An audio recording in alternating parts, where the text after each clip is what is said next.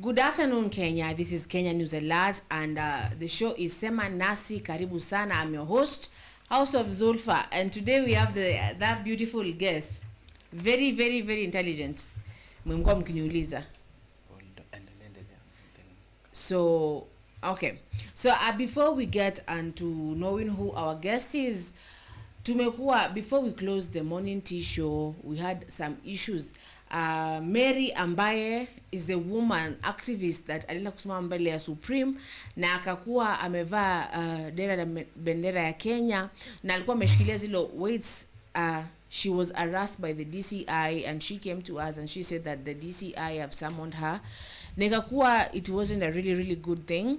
So we are asking, why is the DCI harassing someone ambaye hata they weren't violent, hawako wanatusiana, hawako wanafanya anything, they just stood there and exercised their rights as a Kenyan citizen.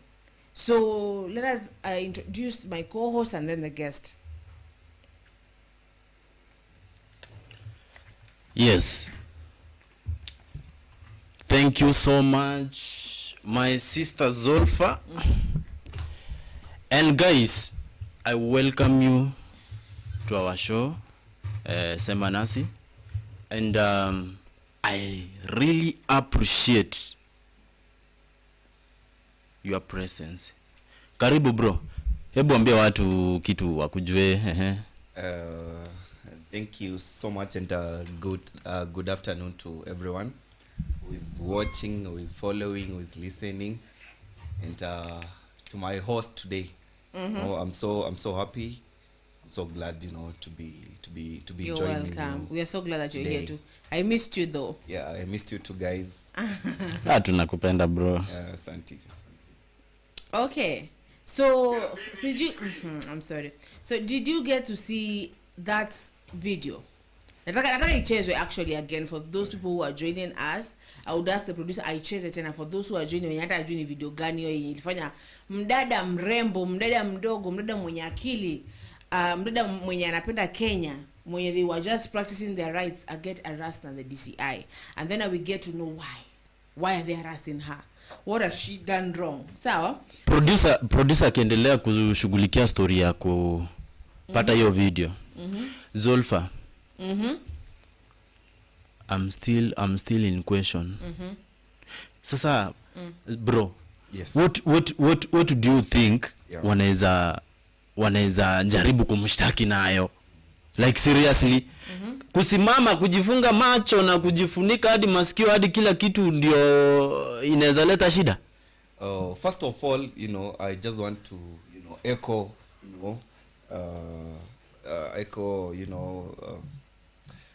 and say, that lady, what she did, it's what, we are supposed, all of us as Kenyans, do at the current situation we have. She just did it differently. And before nianze kuongelelea, what happened to her, after all, nataka kuzungumzia mavazi venye alikuwa amevalia. That shows, patriotism. Patriotism. Someone who is patriotic, to his nation, na anapenda country yake. Kuvalia mavazi yenye imeportray a flag of Kenya, that to show, freedom. And watu wenye walienda na huko the Mau they fought for freedom that we are enjoying today.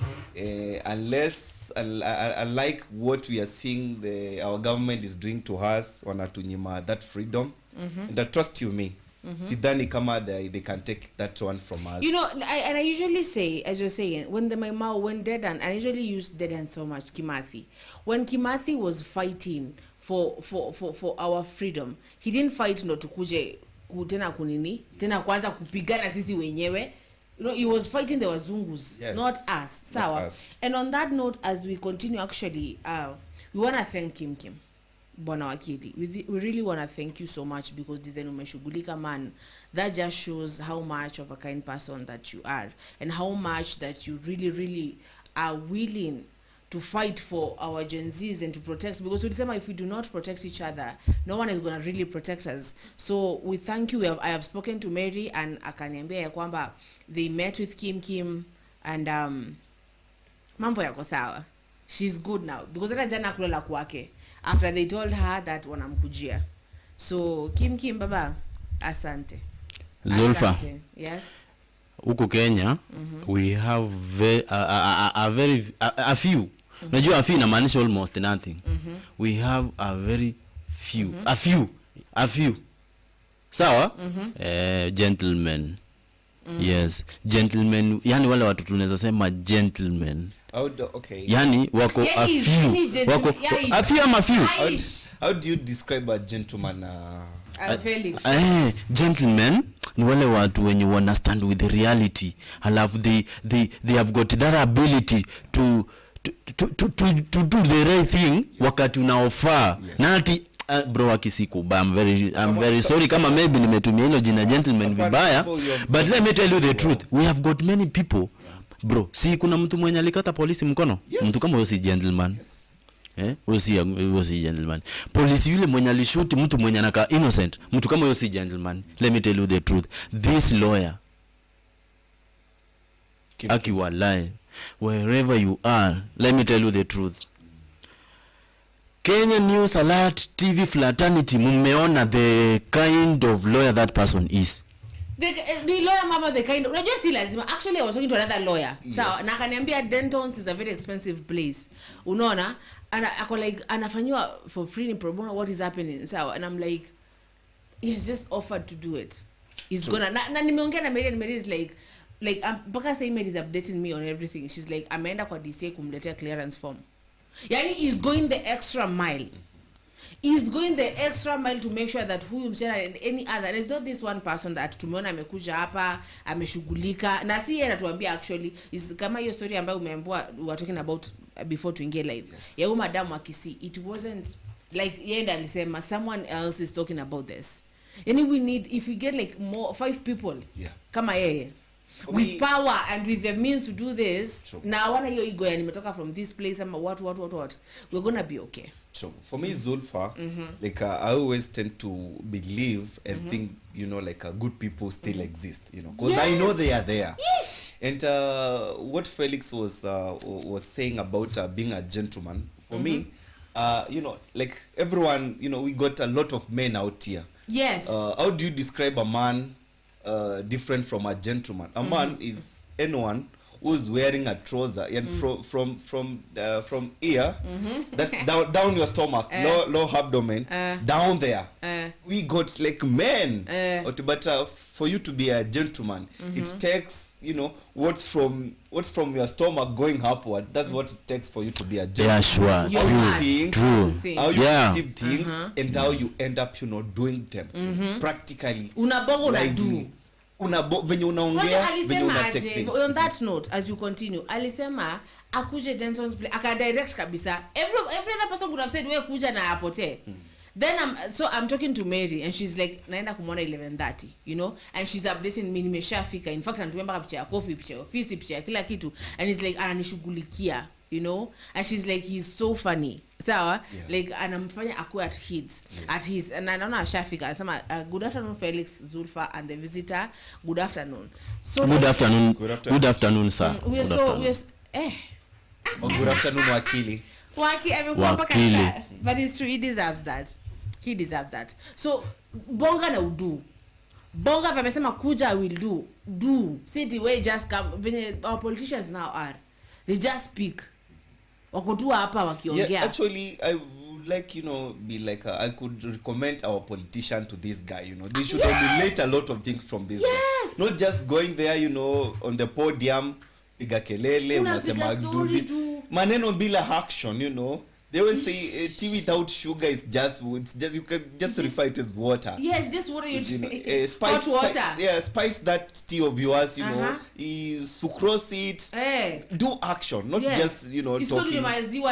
Isko tu ni maziwa na maji. You know, spice it, take a cinnamon, eka some garlic, ginger, uipatie test. Yes. Ukiemulate hiyo na what humankind does, you know, like not just kuongea and portraying yourself, you can we want to see those, you know, things, you know, in action, practically.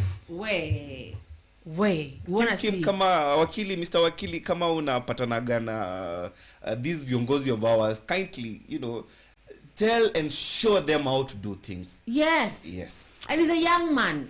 Like you're so young, but the way unafikiria man unafikiria differently, because these elder people, they just come. Hata tulikuwa sema asubuhi na Felix wanakuja wanabonga siasa ya vitendawili, you don't get wanaambiana wao wenyewe, like there's a secret message they're talking to each other, you don't get what they're saying. They're like sinyi mnajua, and then this one is like si wewe unajua, we don't know what is happening. They just talk, ndafanya nimetenga nimedu and there's nothing we are ground. Kwa ground ukienda kwa ground uko like nilisikia hapa pametengewa 20 billion.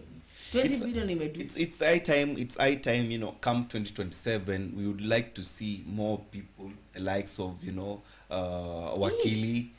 You know, we want to see those people, you know, standing with people of Kenya and taking these positions. Yes. Because we as people of Kenya, watu wenye tuko kwa ground, we have seen what you guys do, what you intend to do, and we will give you our fully support. Bro, najua kitu yenye mostly mi ninaona hapa nje. Kweli. Languages and speeches, or yani speeches zenye ziko full of vitendawili, hidden meaning languages. Kwa mfano, si mnaona hii watu vitu inafanya, mbona usiseme hizo vitu hii watu inafanya? Si ukiwa kwa government unaelewa chenye ulikuwa unafanya, unaelewa nini? Sisi tutajua nini na tutaelewa aje? Tunafaa tutajua mahali tunafaa kukanyaga. Let me tell you the truth. All politicians, if possible, ingekuwa by chance waache kutumia language fiche, ambia tu mtu ukweli aje, ndugu, tunajua uko na mpango ya kuimpeach president. Hiyo mpango yenye uko nayo haiwezi kapita mahali. Ndugu, tukunajua uko na mpango ya kwenda kunyang'anya yule MP pesa zake mali. Hiyo mpango yake iwezi fanya nini? Akikasirika muende kotini. Wacha kutuambia aje, ndugu, si unajua mpango wenye ulikuwa nayo. Sasa how can we know the kind of leader that person is if you cannot show, if you cannot bring the information uyeke tu hivi? Pia sisi tujue chenye unajaribu kuzungumzia. Ni nini iko, ni nini imefanyika? Wakili kama huyu hata hajajitangaza, let me tell you the truth. Sisi ndio tumetaja hata jina yake, and we don't know kama maybe ni wrong for him. It's high time we don't know. Credits to those people who are doing good. Mary ananiambia hivi right now. Mary is telling me that consultation fee at Denton's, consult to a lawyer, any lawyer, sawa, is 15,000. Yes, consultation. Peke yake. Consultation. Then the drafting the notice to the DCI is 200k. Na sijalipa anything. That sums to 215,000. Jeez. Na ajalipa hata sumni. They are good people out here. And yani ukimkim, let me tell you, nimeanza kuwa na hopes na watu kuinje. Watu kuna watu wazuri. You know, I have met, let me tell you, a friend of mine was telling me, you've met like really nasty people that when you see good people, you're like, no, this motherfucker is not human. Unaona? You unaanza kuwa compare, you know, with yes, those I other said comparing you with people that I've met. Okay. But now I'm saying that kuna watu genuinely, they're just good. They're just good people. Yeah. It's high time, Zulfa, you start judging people on their merits. On their merits. Not on what I've known. Not what you have known, ama what you have seen other people do. Judge me eventually. Yes. As me. What I'm doing, what I'm saying. You know, don't compare me with the other person. I'm me. Actually, you know, I've lived that life of comparing people. It's not good thing. And then I meet someone like Kim, and I'm like... Just see it. No, I'm gonna be like, and I'm like, let us see when the other shoe drops, yes? And then there's no shoe that is dropping. There's no shoe that is dropping. It's like he's surprising me left and right and center. Like, what? Are you even real, bro? Are you even real? Like, what? Yeah, human beings. Wow. You know, like it's always said, you know, Mungu hata tuma malaika wake akuja hapo muone amekuja with wings na mabawa, amekuja in your dreams at Zulfa. I want to make you know, go international. I want to make you this kind of person. No, he will use your fellow human beings, you know, to bring those good news, you know. They are called destiny helpers. You know. Let me tell you, who will be there, you know, like to give solutions to your what's Then troubling unsolved you. vitu is just like, so you just marveling. Yeah. You're just marveling at like. Now the thing is, I love the way he doesn't talk when he's doing. You know, sometimes you gotta know a man, si kubonga. A man doesn't talk. No. They do. They do. Acha what I've done, acha ijiongelele. Because maybe I could not be having, you know, those enough good words, you know, to describe what I've done. Let what I've done speak on behalf of myself. Yani, let me tell you, Kim, you just keep on surprising me. And I should stop you tabia kujudge watu na watu wengine, you know? But just thank you. Thank you. I don't know, continue. Just continue. Yeah. Credits to Kim, whatever you are doing, whatever you have done, man, it's incredible. We recognize it, and lazima tuseme vitu mzuri ziusemwa, na lazima champion. Here it's good to keep enlightening other people's, you know, to emulate what you're doing, you know, to your fellow countrymen and women. So salute, bro. Salute wakili. Aki walai, salute wakili, man. Salute. So now, yes. Let's get to like I'm gonna read the message yenye udem alisamoniwa na DCI. Then you DCI. tell me like what was that? Kwanza before fike hapo nilikuwa na kwanza tu analyze mavazi na vitu zote venye alikuwa amebeba. Everything that was, yes. Vitu zenye alikuwa amebeba ni nini? That's a person who is patriotic, you know, to his country. Yes, and, very. you know, like what has amazed me beyond has made me, you know, be this happy.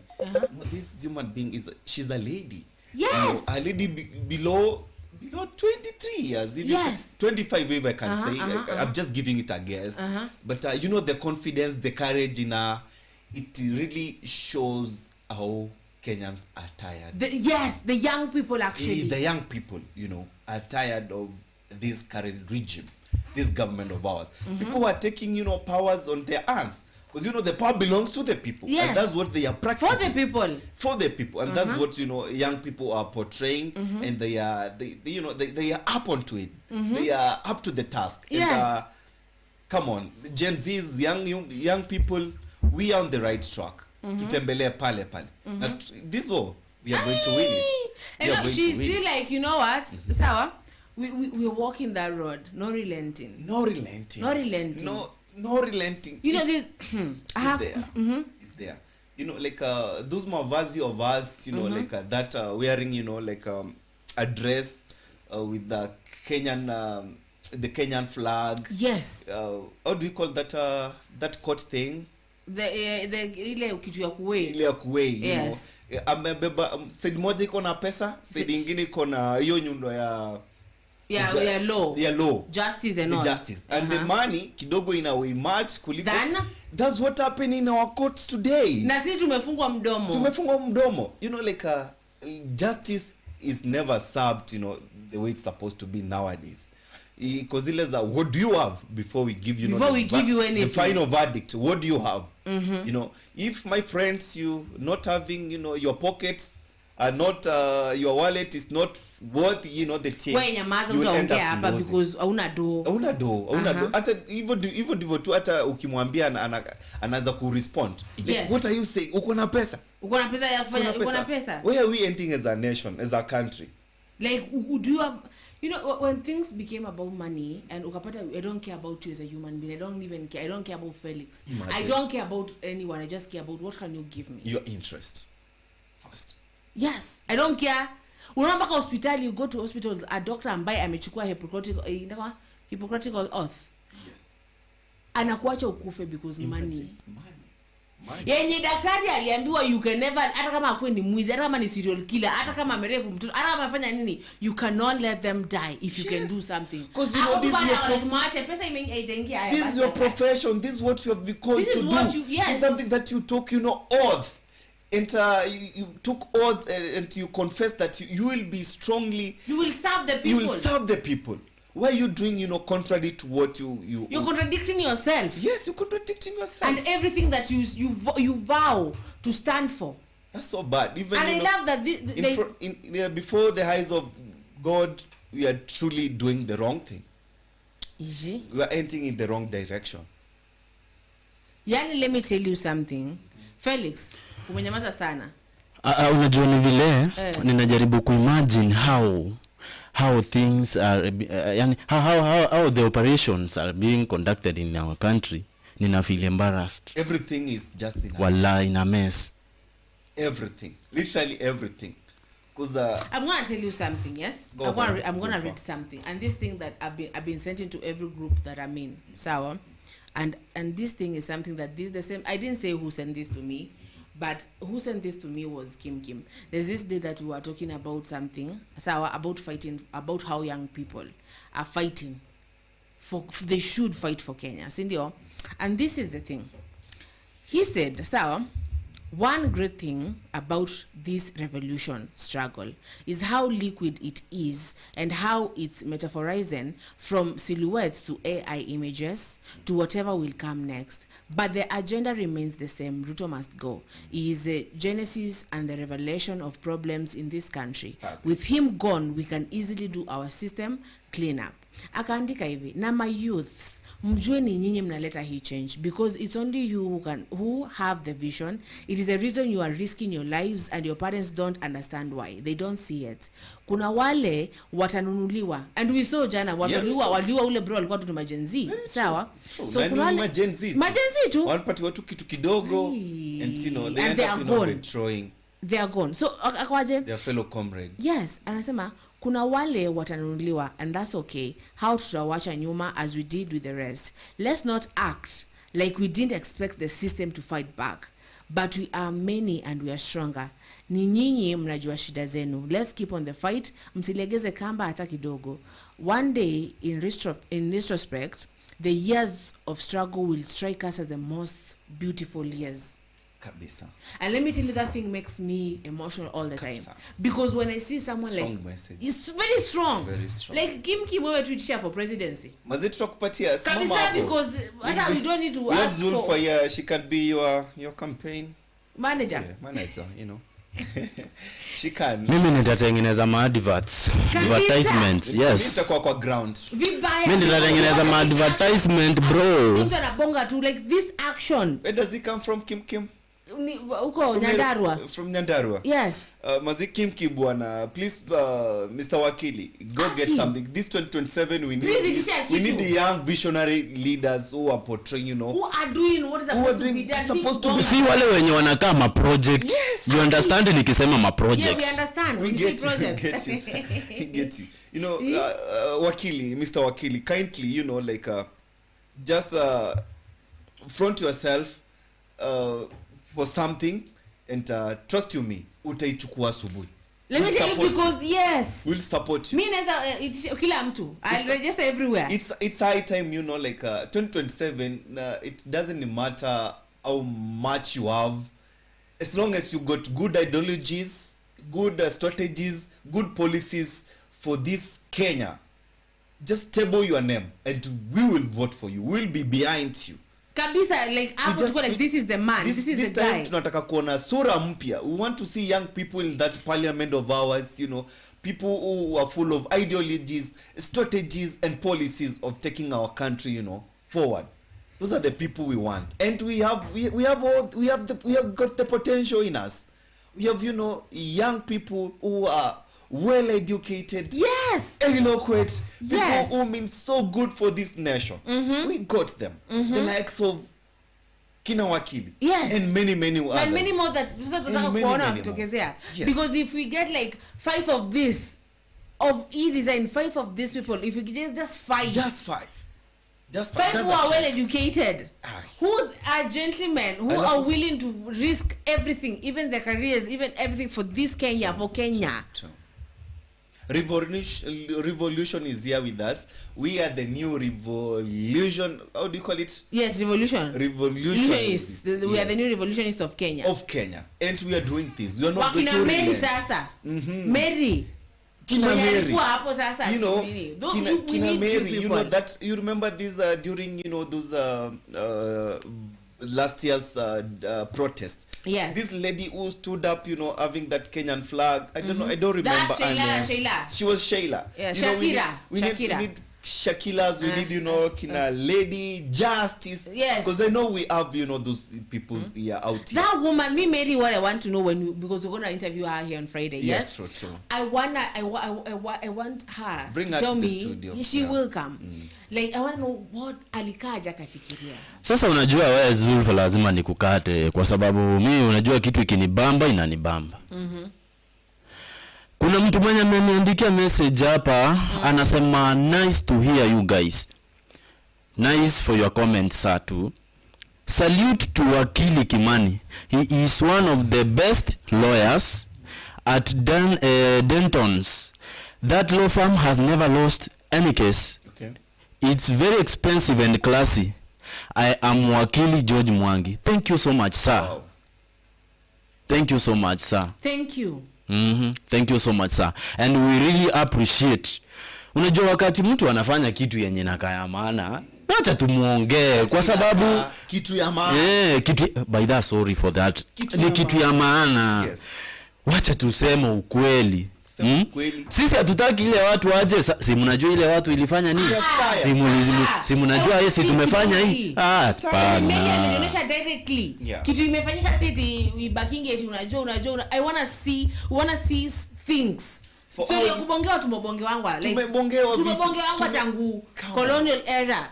We wanna see things. I just wonder like I don't know kama kuna watu wanasikizanga, you know, these leaders of ours giving speech nowadays. Because I myself I don't. I can't sit, you know, in front of that screen, you know, like watching. I don't want to mention names, but some of these leaders, you know, speaking or addressing them, the press and the media. They don't listen to them because come on, what are you telling us? You've kept telling us the same story. The same story, the script in the same. The same script, you know. Ata bwana. Come on. At least deliver. At least do something. Do something that you can be proud of. You can even stand on those podiums and start, you know, like bagging your chest to be like, I have done this and that. You know, do physical, tangible things. Wacha watu wengine waseme.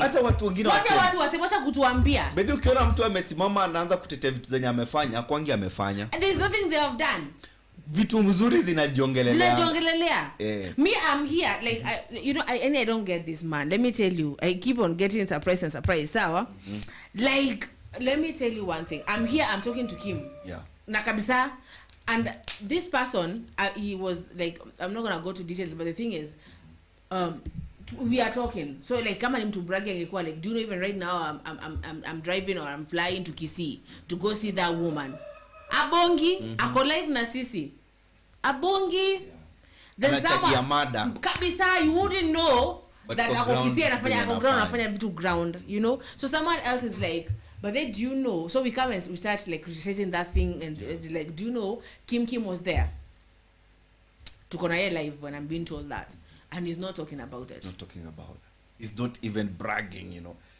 Not even measure. You know the one mtu fulani walikuwa kwa siasa tangu 1930. Akwamba, do you know mimi nilitoka hapa nikaenda huko and walienda kapena 2000.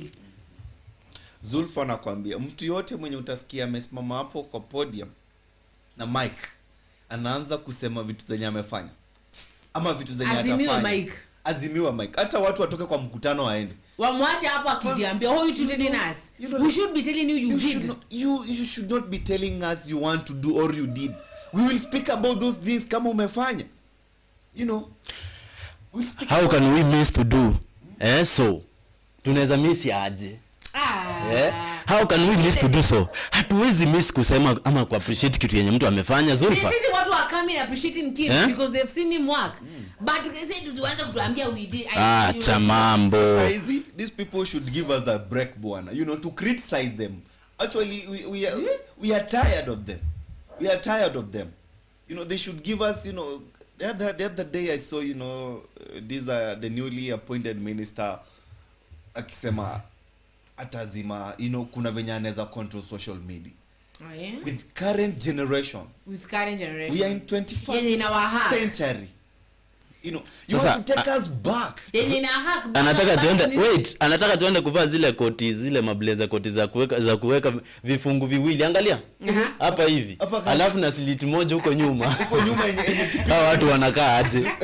Mtu mkubwa na pesa amebeba mingi anapiga hivyo kwa like seriously. Hapana. We don't do that. We are past. We don't do that. Who does that? I remember, you know, there is a regime that was telling us, you know, like tunatoka analog tunaingia digital. Now those people, the same people ndo wanataka kutuambia tutoke digital turudi analog. Come on. Hapana. It cannot happen. Let me tell you, if these Gen Zs are hacking presidents' bank accounts, wanataka kutuzimia si. Wanataka aje. Wali hack mali DCI wamefungia watu. Imagine. You want to zimia sisi. You want to zimia. Sasa nikuulize, technology ni akina nani kama sio sisi tena mtaajiri kwa ofisi zenu? Kim said Yesu nilishakaga sana. Ile semaga mwenye anapewa hiyo kit. Mwenye anapewa that CS position is mtu akona kihara ya 10 acres. I'm not going to get into laughing about that. Sawa? Mtu ambaye hata hajui cooperate simu ndo anapewa hiyo kiti. Anafanya kazi kwa mdomo. Yes. You should be given to in fact when hack places don't have power your kitty because you know like in Canada right now if you can't be education like CS kama ujui kwa mwalimu because unataka kutuambia ni kuhusu teaching. The things we should be doing here in Kenya. But know, are we doing them? Yesterday you know, like I got shocked, you know, to see that that cabinet meeting that was happening in Kakamega yesterday. Looking on all those faces of those the leaders of ours, you know. Wengi ni wenye tumejua, recycled faces. And I mean, like, this is what we were fighting for, you know, the other day. We as Gen Zs, we as young youth of this country wanted us to be given this position to showcase what we are capable of doing. But Zulfa, wacha kwanza nikuambia. Unajua like I don't like working with something which is not the reality, bro. Let me tell you the truth. Ukisikia Felix akikuambia like bro, niko na machine mzuri sana yenye inaweza fanya hii kazi, mwambie bro, stop kuniambia vitu zenye nita imagine. Kuja nayo uongee ikiwa hapa. Zulfa. Unajua mimi kitu yenye inafika inani motivate ni vile sisi kwa sisi tunajipenda. Sema tena. The Gen Z. Sema tena. Sisi kwa sisi. Yes, sisi kwa sisi. And let me tell you the truth, we will never fail except those people we condemned yesterday, wale wenye walitusaliti. Those, by the way, those are just goons, bro. Those are goons. Wale ni wase wenye, wale ni wase wenye wana take advantage wakati majenzis wame raise up maandamano, wanajificha hapo ndani, wanaenda kuiba gas ya mtu. Wanaenda kuiba sijui nini. Unapata polisi akitarget. Yes, ukipata polisi akitarget huyo mtu unapata imemiss imefikia mtu mwenye anakaa innocent. Let me tell you. Huyu sister yetu Mary, sawa? Si alipata message ya DCI. Obviously lazima atashtuka. She will remember like some of the Genesis lost their lives through the abduction. Zulfa, unanisikia? Atapata pressure fulani yenye wezi mfanya afeel free. Unaelewa? Atapata some mental psychological torture zenye maybe yes. Gonna be shot dead right now. Jirani yake akikuja kumwomba kiberiti ama kijiko ama sahani ama chochote kile, anaweza kimbia hadi chini ya bedroom. Huko chini ya bedroom, chini ya bed yenyewe. Huko kwa bedroom. It will never be easy for this lady, you see? Yes. Siko baya. I appreciate now that mami, wherever you are, you understand what I'm talking about. You are a heroine. Si tulisema heroine, si dawa. Heroine ni mwanamke ambaye ni shujaa. So the best thing you are supposed to know that you are one of the best people we have in this country. One of the courageous people. Bro, unajua si rahisi mtu kusimama mbele yake mahali na amejitolea peke yake bila even without even somebody behind. In the CBD Akiwalai, msichana alikuwa wapi kutoka kitambo Zulfa? Msichana alikuwa wapi kutoka kitambo? Felix, let me tell you one thing. Like I'm so glad with what I'm seeing and what I'm experiencing of late, you know. The so-called fear is gone. Yes, it goes, and then anger comes. And anger comes, sasa. you know, when fear is gone, anger knocks in. Yes. And what follows, it's action. Survival and action now. Actions. Yes. Because there is no way you're going to press me, you know, on the wall until no. I must fight back. I must fight back. And I will, you know, come back courageously, you know, without any fear. I was saying, it's like what you're saying, yes. I was generally nilikuwa naongea hapa na tulikuwa tunacheka, but nilisema hivi, for example, do you know what is BDCM? BDCM. Yes, BDCM.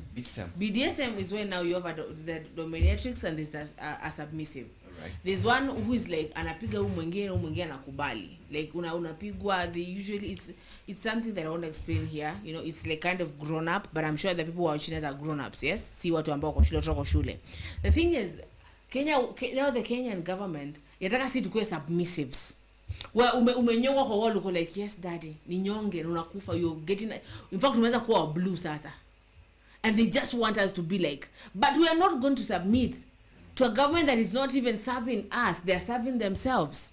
You know, one thing, yes, we should always remember is, you know, this government, these people in government, yes, we are the one who elected them to those positions. To serve us. We elected them to serve us, you know, not us begging them for them to serve us. Exactly. You know, to add, you know, salt to the wood. You know, they are using our own money. Yes, money ni ya umma. Taxpayers money. Kupanda jet waende kwa kupanda choo. jet kwenda. Pesa ile wewe unakata ukinunua sukari, pesa ile mama ule ako the remotest area anakatwa kinunua unga. Imagine. Ndio hao watu wanatumia. Yes. Instead of using, hatutaki asikuje kunitengenezea kwetu ama kwangu. No. Do tangible developments zenye zinaweza tusaidia. Go build, you know, hospitals, build schools. Zikuwe na dawa, build school, pena vitabu shule. Tena vitabu. Jenga mabarabara zenye zitafanya like mimi mkulima mdogo hapa, I can access market easy. Yes. You know, because business and infrastructure. Yeah. Infrastructure and in a market in business zinaenda hivi. Zinaenda hivi. Because utakuwa umepanda huku uko na nyanya zako but hawezi fikisha Nairobi because hakuna barabara. You know, we don't want these people to come kunisaidia venye nitalima. Hapana. No. Use my I will do what I have to do as mwananchi. Yes. Then you do what you're supposed to do with the money that I'm giving you as mwananchi. I employed you to that position. But now it's like it's like it's a favor. It's like you're doing me a favor. Being there. Yani ni kama like wangekuwa na ile switch ya ku switch on and off oxygen wangetufinya vibaya sana. I tell you, shame on these people. Kuna comment hapa. Yes. Kimani is a genius man. That lady should feel safe. He was defending a Adani deal, but the president pulled it off. I don't know. Yeah. He was against the Adani thing, as many of us we were. And but he alikuwa pale kwa ground. But he alikuwa pale kwa ground. You know kitu wenye you know like these people and each and every one of us is doing, you know, like is to do this, the so-called, you know, civic education, to enlighten those who don't know what's happening. Just equip them with information, because me I always believe and agree with information is power. When you have information, you can literally do anything. Yes. You know, so tuendelee kuinject, tuendelee kufundisha maparents wetu, wazazi wetu, watu wenye wako pale kwa ground, wale waelewi nini naendelea. And I'm really impressed with what's happening, you know, in our nation. People are woken up. People, you know, like have known what's right. People are fighting for their rights. You know, and it's tighter. And I'm telling you, Zulfa, I'm telling you, Felix, yes, bro, of viewers today, yes, that what's coming is something all of us will be happy. Yes. You know, because tumeambiwa and I'm gonna today, let me tell you, leo indakwaje in the Catholic church they usually say leo indakwaje ile kitu tunarudianga like okay, when you sing in the psalms There's something about today, the repetition. Is it repetition of what? Of Oh, today. the Psalms. The Psalms of today, there's something. The Psalms of today is going to be like Kimani.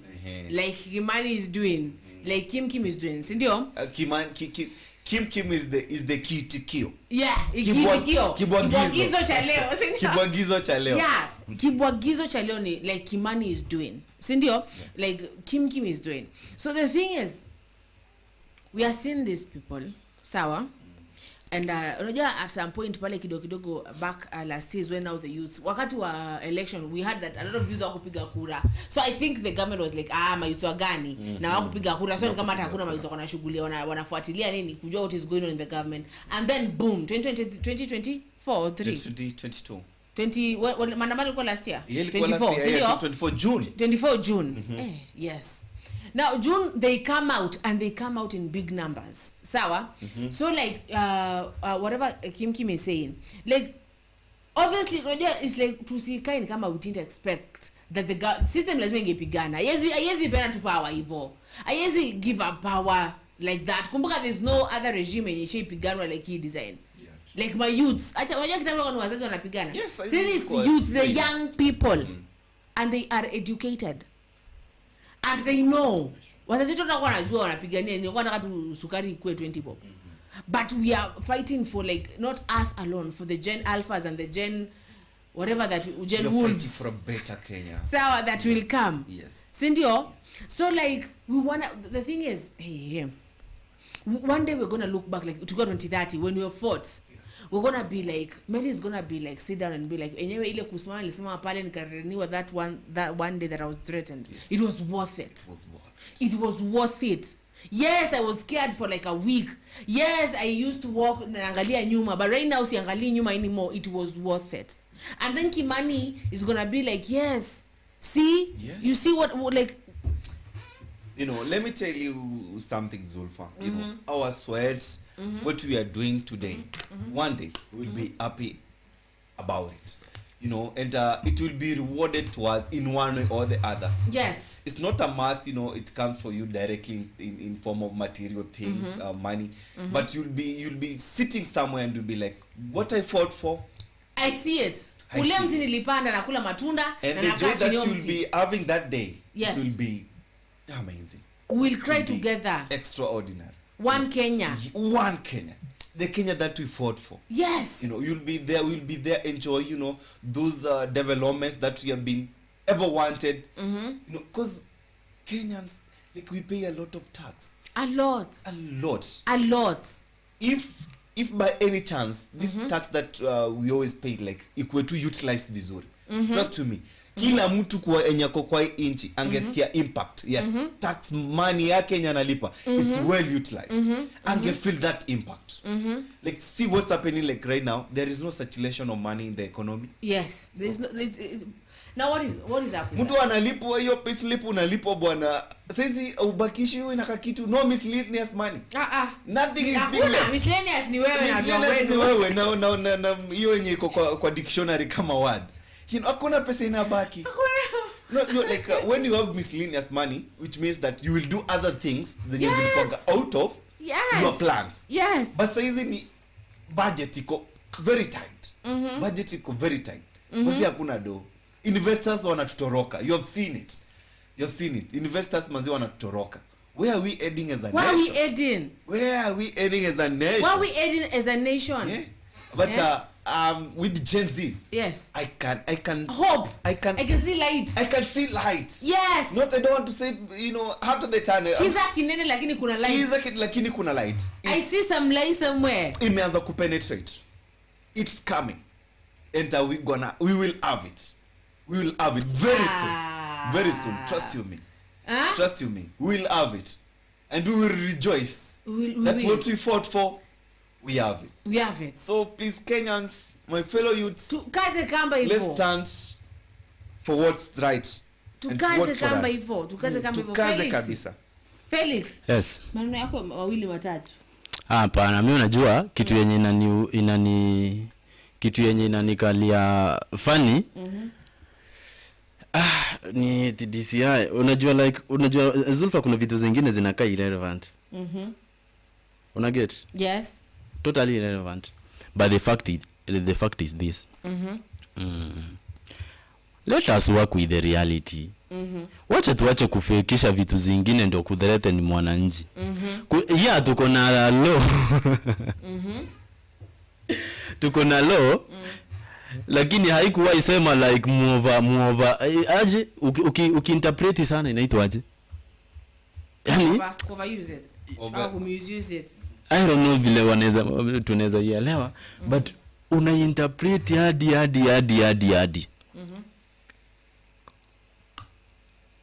Hiyo hapana. Ndio wanataka kuletea msichana mwingine hapa. Unajua acha nikwambie Zulfa. I remember wakati some of our parents, you see, siwezi jua mahali nyinyi wazazi wenu walikuwa wanawafanyia nini. But wakati amekupatia kazi na hautaki uende kucheza kwa sababu ameona apart company mahali yenye atakangi maybe ujiinvolve nayo, anaona akijaribu kukuchapa sana, maybe pia kukuchapa sana iwezi leta nini shangwe, so anakupatia kazi fulani. Ukimaliza hivi anakuambia hapana, hujaifanya vizuri, haijafanywa vizuri. Ukimaliza anasema hapana, hivyo ndio watu wanainterpret hilo. Yani wanataka like ni kama wanataka to feel like we don't know what to do. Ni kama hatuelewi kitu yenye tunaweza fanya. To an extent, sasa unajua wakati wanamwambia like ameviolate sijui nini. Sasa mtu unaweza violate nini na ni kitu yenye umefanya tu silently hivyo. Ninafadhamu hata maandishi yenye iko hapo si ya matusi. They are the one who are violating the laws. Wana violate sasa the law. Wao ndio wana violate the law. Wana violate. You know, one thing they are going against, you know, the will of the normal son. What the constitution is saying. Like you saying people not attending, you know, those court summons, you know. People are not honoring what they promised. What they talked about. First of all, unaingia kwa kategoria ya being a liar. Because there is no way you can promise people this thing, and you know at the other hand you are not doing what you promised. Yes. You know. So tukikuita muongo, usikatae hiyo jina, ndio inakusuit, hiyo ndio inakufaa. Yeah. The other thing, you know, like these people, I don't know, these people who are surrounding our head of state, what they usually tell him. Do they even, you know, like present our grievances and what we Kenyans we are going through to the head of state? Do they tell him what's happening on ground? Do they really tell him? Salasi alisema on that question, alisema ya kwamba the people circle ya president na mdanganya sana. Aimwambi what is really going on. Do you refer them as psychophants or let's go on do cycles, the psychotics do something. There's this, but another thing is now they are circle yake, hiyo circle yote inamdanganya man. Aimwambi tu kwa ground phase na go through na president, you know, like I was among, you know, the many tulikuwa tumedose na fully supporting, you know, the head of state, you know, yes. Mr. President. During those time, you know, my friend had good ideologies, you know, good plans for this country. I tend to believe if we have, you know, like geniuses in our country, our president is one of them. You know, very eloquent guy, very sharp man. I truly believed in him and to his ideologies and whatever he used to, you know, to promise to us as Kenyans. Me had no doubt on him, on his presidency, that he was going, you know, to deliver. But what's happening today, it's I don't want to it's not good. It's not good. What he said. Ama Felix unaonaje? Anyway, I have no say. I have no say completely. Only, in fact, Zulfa, I have no say. Just say to what you'll say. Because obviously you must have something to say when it comes to the ideologies that were sold to us by the government that is right now, but the powers that be, and the things that we are seeing now are totally different things. It's they are opposite of what we were promised. Like for example, you know, like we were promised of jobs. Where are those jobs? Where are those jobs? You know, the people who are getting jobs, you know, they're just recycling, you know, the whole leaders, Yes. the people who have at some point, you know, committed, you know, some criminal like Bad things, and bad we know. things, you know. And we know. Now, They are back to the government, you know. And I don't know like when we as young people are going to get these jobs. Because if you keep repeating, you know, recycling waste, it will, you know, okay, you can recycle waste and give you something else. Yes. But what we are doing as a country, recycling, you know, the old leaders with those old ideologies, with those old plans. Yes. So there is nothing new that you're expecting from them, apart from what they have been doing. That's what we are expecting them to do. Yes. You know, so it's a high time, you know, like the president, you know, like scans himself again and do you call it the IMI, you know, of himself. Yes. Try to see if what he promised reflect vitu zote zenye alipromise wa Kenya, is he doing them? Like, for example, the SHA is not working. We have SHA is not telling working. them. I was you know, like I was amazed, you know, by what those leaders were saying the other day when walikuwa Kakamega. At SHA is working. He's working for who? Is working for who? He's working for who? Did kwani mimi nilikuwa nauliza hivi. Let me ask, I was asking Felix about the other day.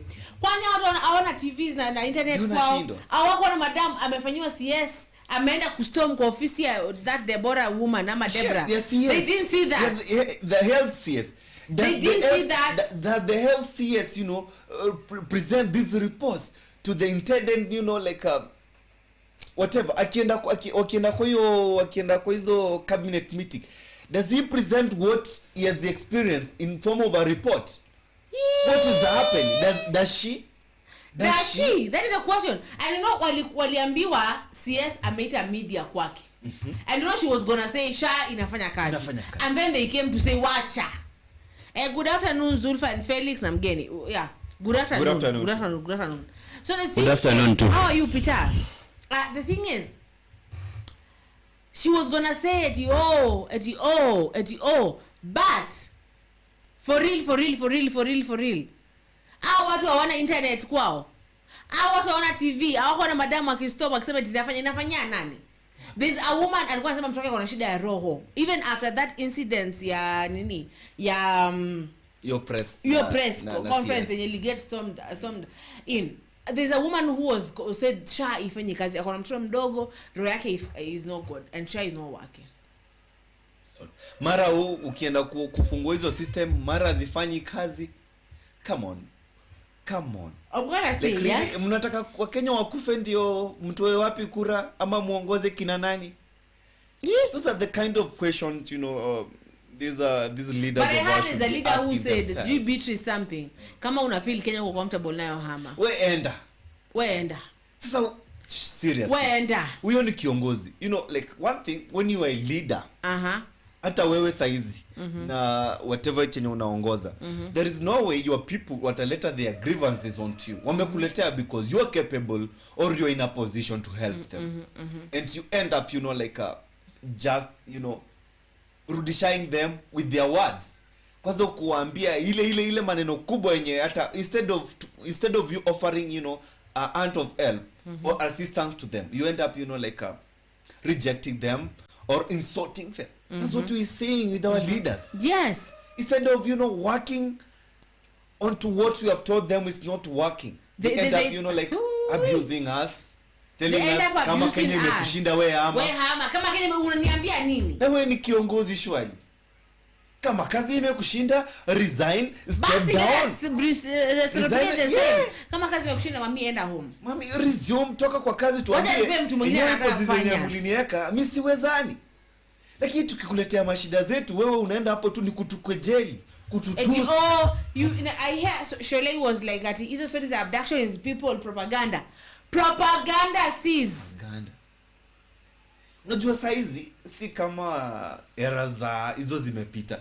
Saizi you can see everything. You can access information anywhere. You know, it doesn't matter uko kwa kitanda, uko chini ya kitanda, uko kwa mto, you can still get information right on time. You know, we have all this information with us. wewe utaenda mbele kutuambia it's not what we are seeing, it's not what is happening. Why are you trying to change words ama things that is happening with and fixing them with other things that are suiting your imagination, you know?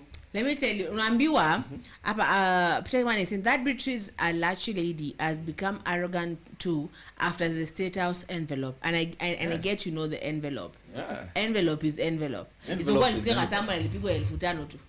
Envelope is envelope. Beatrice Elachi, the former Nairobi speaker. Yes. Yeah, Nairobi County speaker, you know. We know, like, what happens up here. Kwani envelope watu wanapewa pesa ngapi? It's very dirty. I'm going to ask, hii envelope inapewa pesa ngapi? Inakujanga na benefits mingi.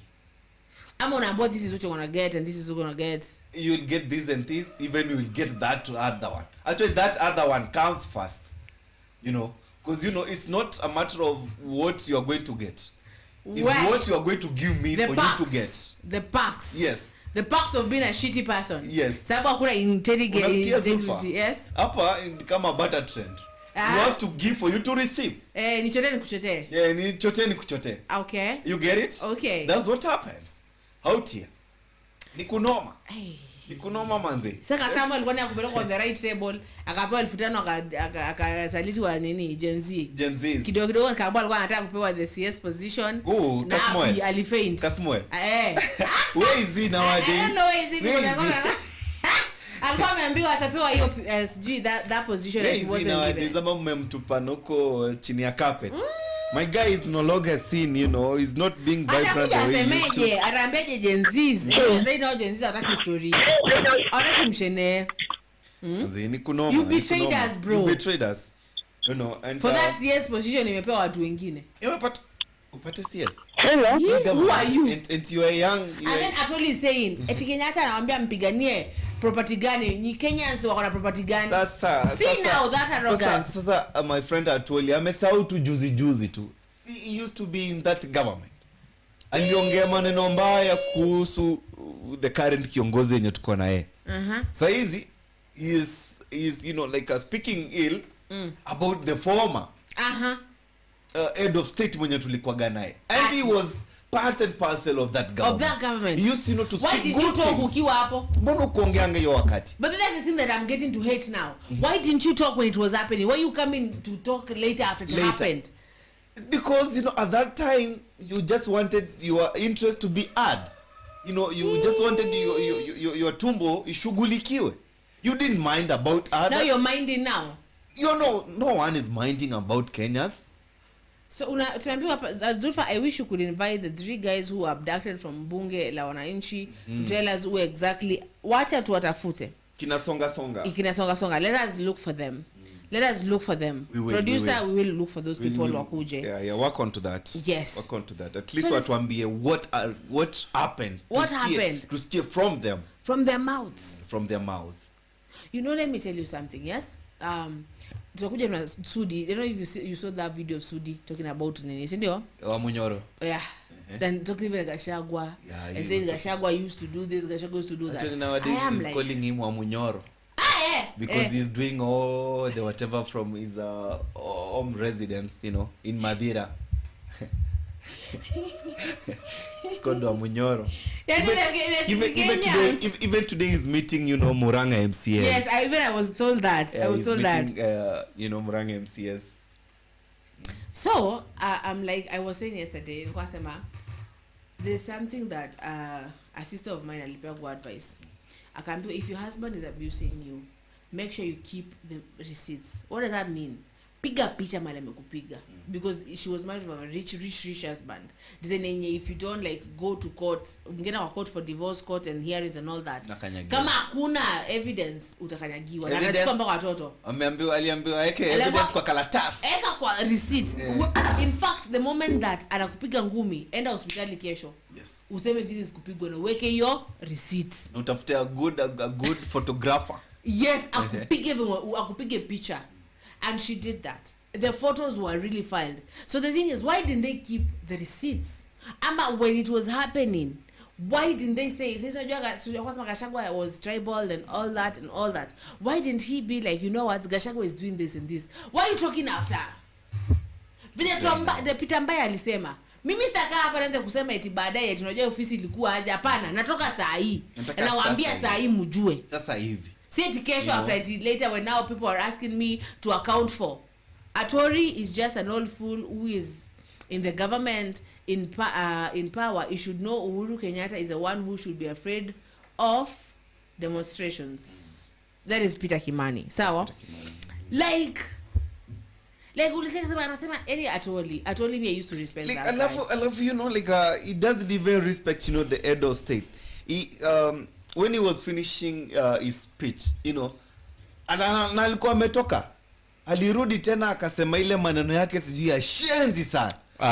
Now, there is a head of state there. Imagine. That's like, you know, abusing Kenyans. But how do they stand mbele ya preso anaanza kututusi? Of which I heard Gachagua say that ni yeye anasemaga watu watusiwe. Yeah, mimi siwezi katana na hiyo maneno. Siwezi cause, you know, there is, you know, there is a way you should portray, you know, some decorum before the head of state. Unless you and the head of state mko tu sawa.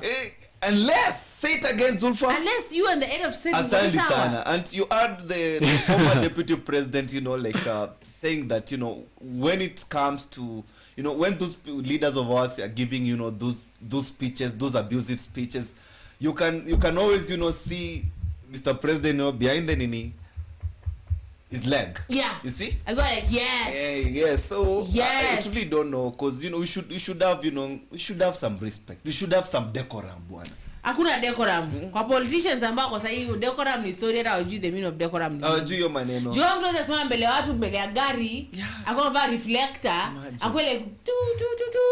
Which is nasty things that even you can't say. Believing kama wewe you are a leader, there is a mannerism that you should be contacting yourself in, you know, like portray yourself, you know, as a you are a national figure, as a leader. Kioo cha jamii. Wewe ni kioo cha jamii. Trust you me, whatever you will portray there, it will be emulated by many of us. By young people. Mnatusi young people when they go to social media. When they go to the social media, atuleta atuwatusi, tunawaambia ukweli. When we are telling them the fact, hiyo inageuka kwa matusi. While them, when wako in power, wako in position, wakisimama into those podiums, wanatutusi. Na sisi hata tuwakosoi, tunawaambia this, whatever you have done is not right. And when you say that, you become wanted. You become, you know, like tunakutafuta. These big companies wanapatiana our information ati ama bwezi wa Subru wanaanza kututafuta, you know, that's not right. We're going to boycott. So Peter Kimani is saying Zulfa wa Munyoro farm is now powerful on State House. Yes. And deputy president residence combined. It's busy every day. Tomorrow he has a meeting with Nyandarua MCS too. Then Kiambu. Unasikia? And these people wajinga. How ni wajinga? Wanaanza kufuata mtu ambaye anaongea ukweli. Ama they know now because this person anaongea ukweli. Is the only truthful man we have. And principled because, you know, he has worked with the government. He has been there. So he has the collective information of what goes, you know, behind, you know, those rooms, those corridors that we as ordinary Kenyans we don't know. Yeah, so let him, you know, like acha reveal ukweli ya venye vitu ziko, you know. Unajua kuna swali Felix aliniuliza apart from that, yes?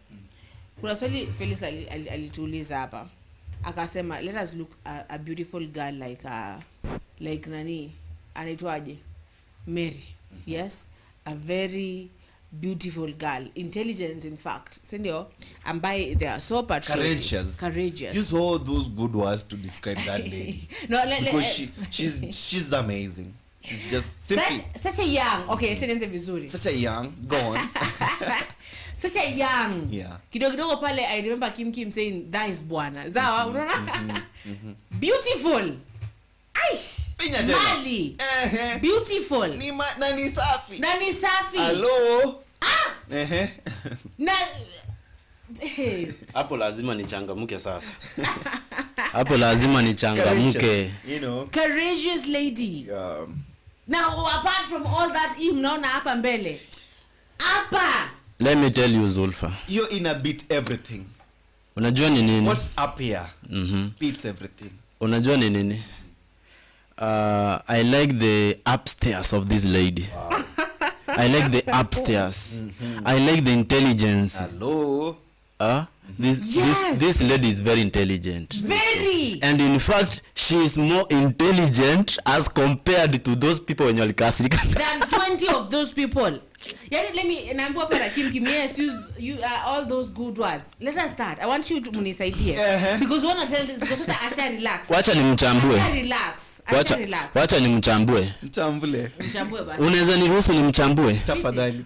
Ile kitu ya kwanza alikuwa amevaa nguo ambayo imetengenezwa na flag ya Kenya, sawa? Hiyo inaashiria her body was Kenya. Bila yeye hakuna kila kitu yake. Na yeye ni raia. Na raia ni sisi. So ile nguo alikuwa amevaa kwa mwili wake ambao ametubeba sisi wote wake wa Kenya. Ukimaliza kucheka utanisikiza mama. Tunataka comment kwa pale chini. Unasikia? Haya. Sasa alikuwa amebeba ile mizani ile mizani ile ya ile matili ile.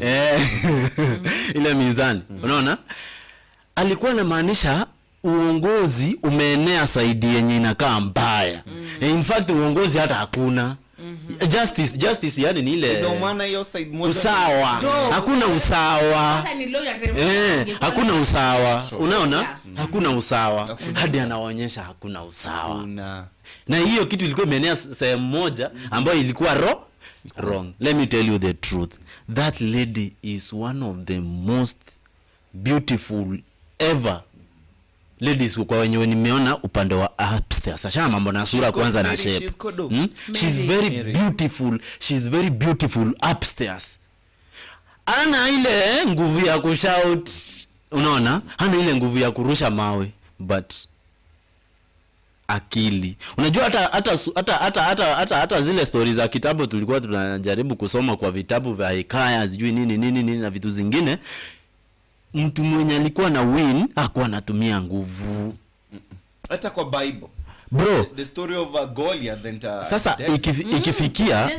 ikifikia mahali sasa watu wanamwandikia message ya kumuonyesha vile anafaa kukua. They were threatened. Yes. She didn't have to speak. Hapana. You know, I was being told by like, inamaanisha like wanna violate in fact the law. So scared. If you told me like as a woman, the less you say, the more your words mean more. Yeah. And that woman knew nikienda TikTok. People are doing that. Nikienda Facebook, I could do that. But no. What can I do? Because on Friday, I want her to walk like anitembeze pole pole. How did you come with that, Mami? How did you even think about courage? All that? You know step into the CBD, the largest city in our country. For Supreme Court. Outside, Supreme Court, Wait, do you really know the main reason? Wait bro, I'm very sorry kukukata, but do you really know the main reason yenye li drive huyu sister yetu kwenda huko? Tell me. Mshajua sababu na Zulfa? Sema baba. Wacha nikuambie. It is very sad. In fact hata ningejua ningeenda pia mimi nishike mkono ile nyameinulia ile mizani hivi ndiye asichoke. Yes. It is very wrong. Huyu alikuwa anaishi na mamake, meaning babake kuna vile. Hatuwezi uliza ako wapi. Unaona? MCA wa kwao amewanyang'anya shamba lao na akaenda akalipa pesa kotini. They are homeless now. Unaelewa Zulfa? They are homeless. They are homeless. Imagine sasa eti mmefukuzwa kwenu kwa sababu maybe hamna mtetezi. Mnadhani like hiyo serikali yenye mnaelewa like ndio inawabeba. Sawa? Ndio tena inawasaliti. It is very painful and untouchable. Let me tell you the truth. Unajua hiyo ndio ilimefanya nimenyamanza hii time yote mlikuwa mnaongea. Ni kwa sababu I was unable to control my emotions. It is very wrong Zulfa. Bro, it is very wrong.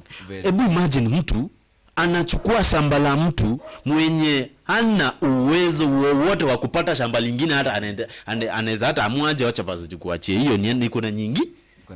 Just only that one shamba yenye wamebaki nayo, wakabomolewa nyumba zao hapana. So that it is very wrong by their area MCA. Which MCA is that?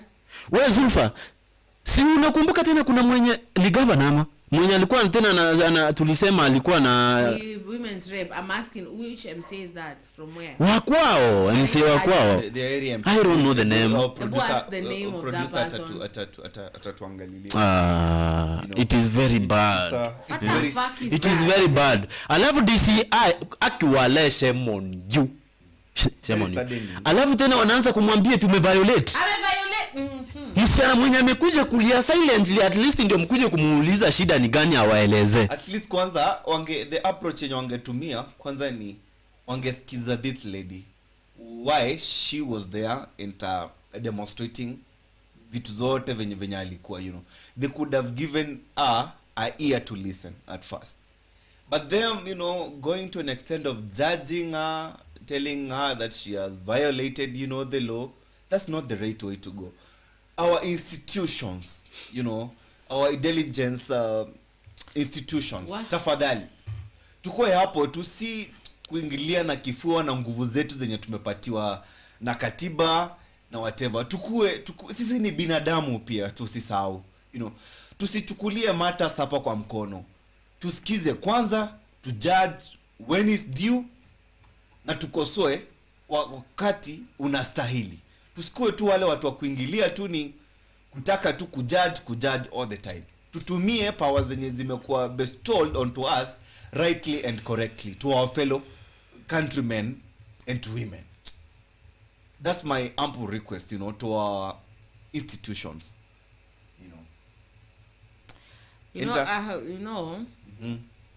I'm trying to get emotional because as we get very emotional. Yeah, it's saddening. It's very saddening, yeah. So the thing is, asubuhi I was talking to Felix. Nilifika studio nilifanya kimwambia kuhusu story ya Sholei. Sholei inabaki kuna land ambayo ni 100 million huko kwa Uasin Gishu, anajaribu kunyang'anya watu and she threatening to kill the person. Alisema even my life is a danger. And now you're telling me that the reason Mary was there is because of the same. Juzi pia hapa tumeona kuna pia mwingine amegonga mtu passenger na amepita ameenda. That incident ya jana Kisumu, yeah. That car yenye ilikuwa imetoka Sarova, you know. But did you like have a close look of that clip, you know, the CCTV? Ni kama the guy mwenye aligongwa alikuwa anataka commit suicide. Juu nilifuatilia tu kwa pole nikaona hata alikuwa amefanya attempt ya kujirusha before it was a TX, no, Land Cruiser, I don't know the type of the car yenye ilikuja kumnock. Before kuna gari ilikonga dogo, a saloon car. Alikuwa ametry kujirusha imugonge. Then he didn't succeed.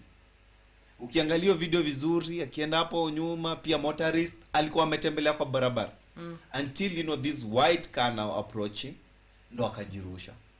So I guess, you know, the man wanted to commit suicide.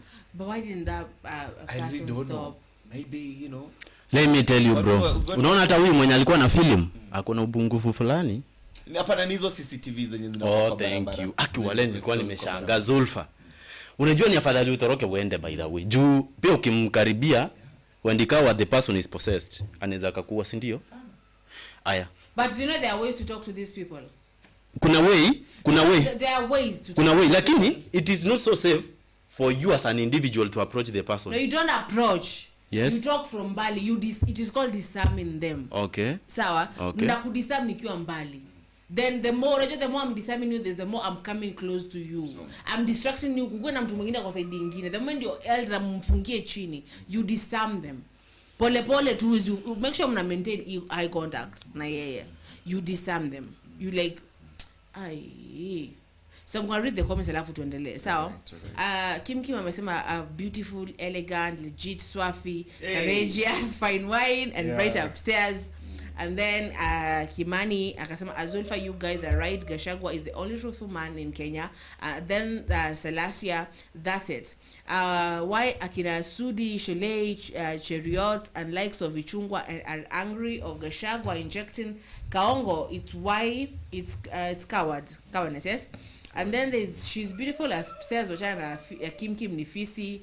And then naona Kim wamwambia Peter naona umeamua violence, sawa.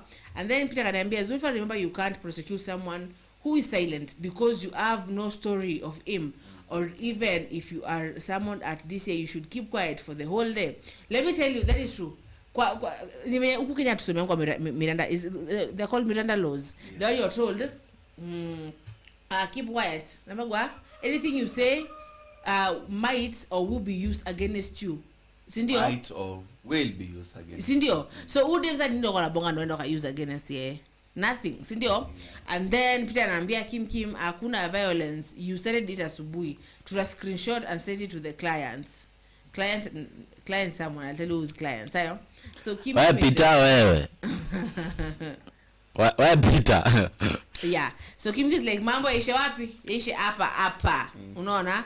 And then yeah, these people like to joke a lot wakiwa wili, sindio?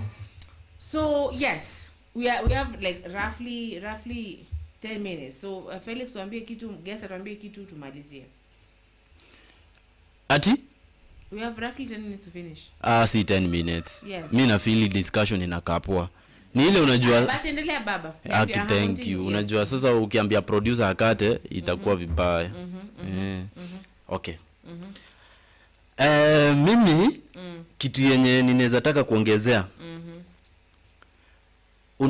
Unaona Zulfa, nikupe mfano mzuri. Ile kamera yangu yenye nanimulika hii. Sawa? Kama siwezi enda mahali hiko siwezi uza, hadi niibebe nikuje nayo mahali nataka nikuje nayo. Lakini nikisema si mnaelewa hii kitu itakuja hii, sasa itakuja aje? Leaders now, you are supposed to copy Gen Z. Sawa? Wherever you are, leaders, most of you ama basocha niseme some of you muanze kucopy Gen Z, muanze kuemulate what Gen Z are doing. Let us work with the reality. Let us work with what we see. With the reality, tuachane na kukua na machungu. Tuache kukua na machungu. You know? Unaona? Let us work with what we see. And the fact is, yes, mtu kama Peter sijui mbona anafanya hizi vitu zake silently. Bro, siko uba. Mimi niruhusu ukifanyanga kitu yenye nanibamba, at least nifanye nini? Nitangazanga hapa kwa TV live. Nitangazanga hapa kwa TV live. Yes. Kwa sababu the fact is, he is a very good example of those people can bring changes to the society. Wacha tuongee ukweli. Ingekuwa ni mtu mwingine mwenye alikuwa na roho ya utu, akuje maybe hapa hivi apate like tuna discussia hii story, maybe vile ilituguza sisi wenyewe tukaanza kuizungumzia. Sawa? Huyu mtu asaidiane, unajua ingekuwa shame tungekosa kumappreciate, si ni ukweli? But the fact is, wacha chochote chenye kinafanyika ambacho ni reality, to appreciate. Na kama hatuwezi appreciate the reality, please hapa hakuna kitu yenye tunaweza fanya. Uzuri utasemwa, uzuri utajitembeza, uzuri utaonekana. Yes. Kama kizuri cha jiuza. Cha jiuza. Lakini unajua like Zulfa, yes, inakuwa shame. Unaona? Inakuwa shame kidogo wakati mtu unapeana pesa na unaona aje hata kama basi angekuwa MCA mzuri tena ni wa kwao. Unaona? The best thing this person maybe angefanya ni angejaribu kuwanunulia kashamba kengine kadogo, aseme yenyewe hii shamba yenye mko basi ni yangu. First mbona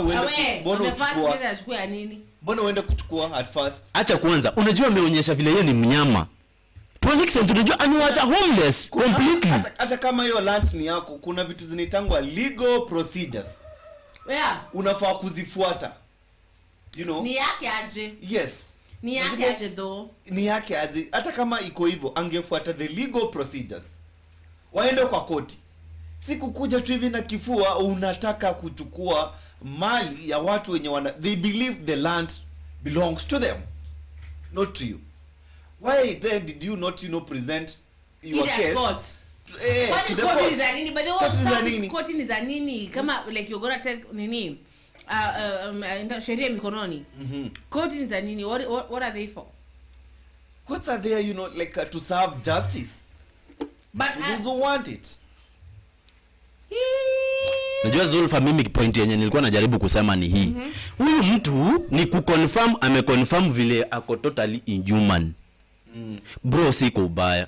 Unajua like angekuwa na kale ka pain of humanity, at least angewapatia kashamba kadogo waambia aje, hii shamba yenye mko hapa either niliuziwa, unaona, ama ni yangu kwa hii njia. Una get? Sasa wewe chukueni tu, acha niamue kuwanunulia ama niwakatie kidogo, but mjue aje ni yangu. But mtu amenyakua shamba yao, ameenda ameungana na amewafukuza, bro. That is now what that's inhuman. Hapana. That's beyond, you know, what human beings can do, bwana. That's actually, you know, it's something that we cannot describe, you know, like right now. Because you are a person. You know, let me tell you something. I think we used to see these things kwa movie. Sindio? Now they are happening. No, they are happening live. Mambo ni bo. This girl ni live. Like this girl ni Aaron yenyewe, like kabisa, heroine, heroine. Mwanamke mimi siwezi. She's a heroine. Siwezi msalimia na mkono mmoja, trust me. Na hata ni mwana akikuja nitasimama. Hatutakumbuka. We didn't know unamwona akiingia like una anthem inaanza ya Kenya. Trust me. I salute her wherever she is. I hope kwa job leo akiingia job walifika ukapata job message. Zulfa, kuna kitu yenyewe mwanamke akusema. Na mamake ni disabled.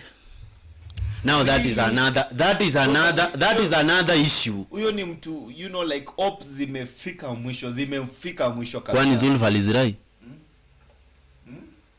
Come back. Pole sana. Pole. I know it's touching. It's okay. Tusiende hivyo sana basi, kama maybe pia unaweza pata mambo mengine. By that tuko live. Tutakupatia maji. Sasa hivyo basi pia sisi ndio tuna feel. It's so inhumane, maze. Like how unashinangwa like watu kweli wako na utu nowadays, especially our leaders. Hao tunawaita viongozi wetu wako na utu kweli. Ama utu tu ni neno. By the way siko ubaya. Unaona hata kama hapana aki bro, truly hapa no bro. Aki wale wanyonge hawana haki. With your good minds. Wanyonge wale hawana haki wallahi bro. Nakwambia nayo we are going to restore, you know, the rights of the wanyonge. The Kenya that we are going to build will restore, you know, rights to each and everyone. You know, hao wenye wanaonekana hawana haki, hao wanaonekana hawana uwezo. How do you even start? How does the whole mtu ambaye anajiita Aman, how do you wake up here? Unaenda kubishana na mwanamke, first of all hapo ushafail. Sawa? Na huyu mwanamke is disabled and they have no father. They have no man. They have no, I'm not saying that because this woman, mama, the daughter ameenda kujidefend. She's done something bigger in Kenya that will go. Unajua Zulfa. But the thing is, how do you, I'm gonna ask this. Sawa? How?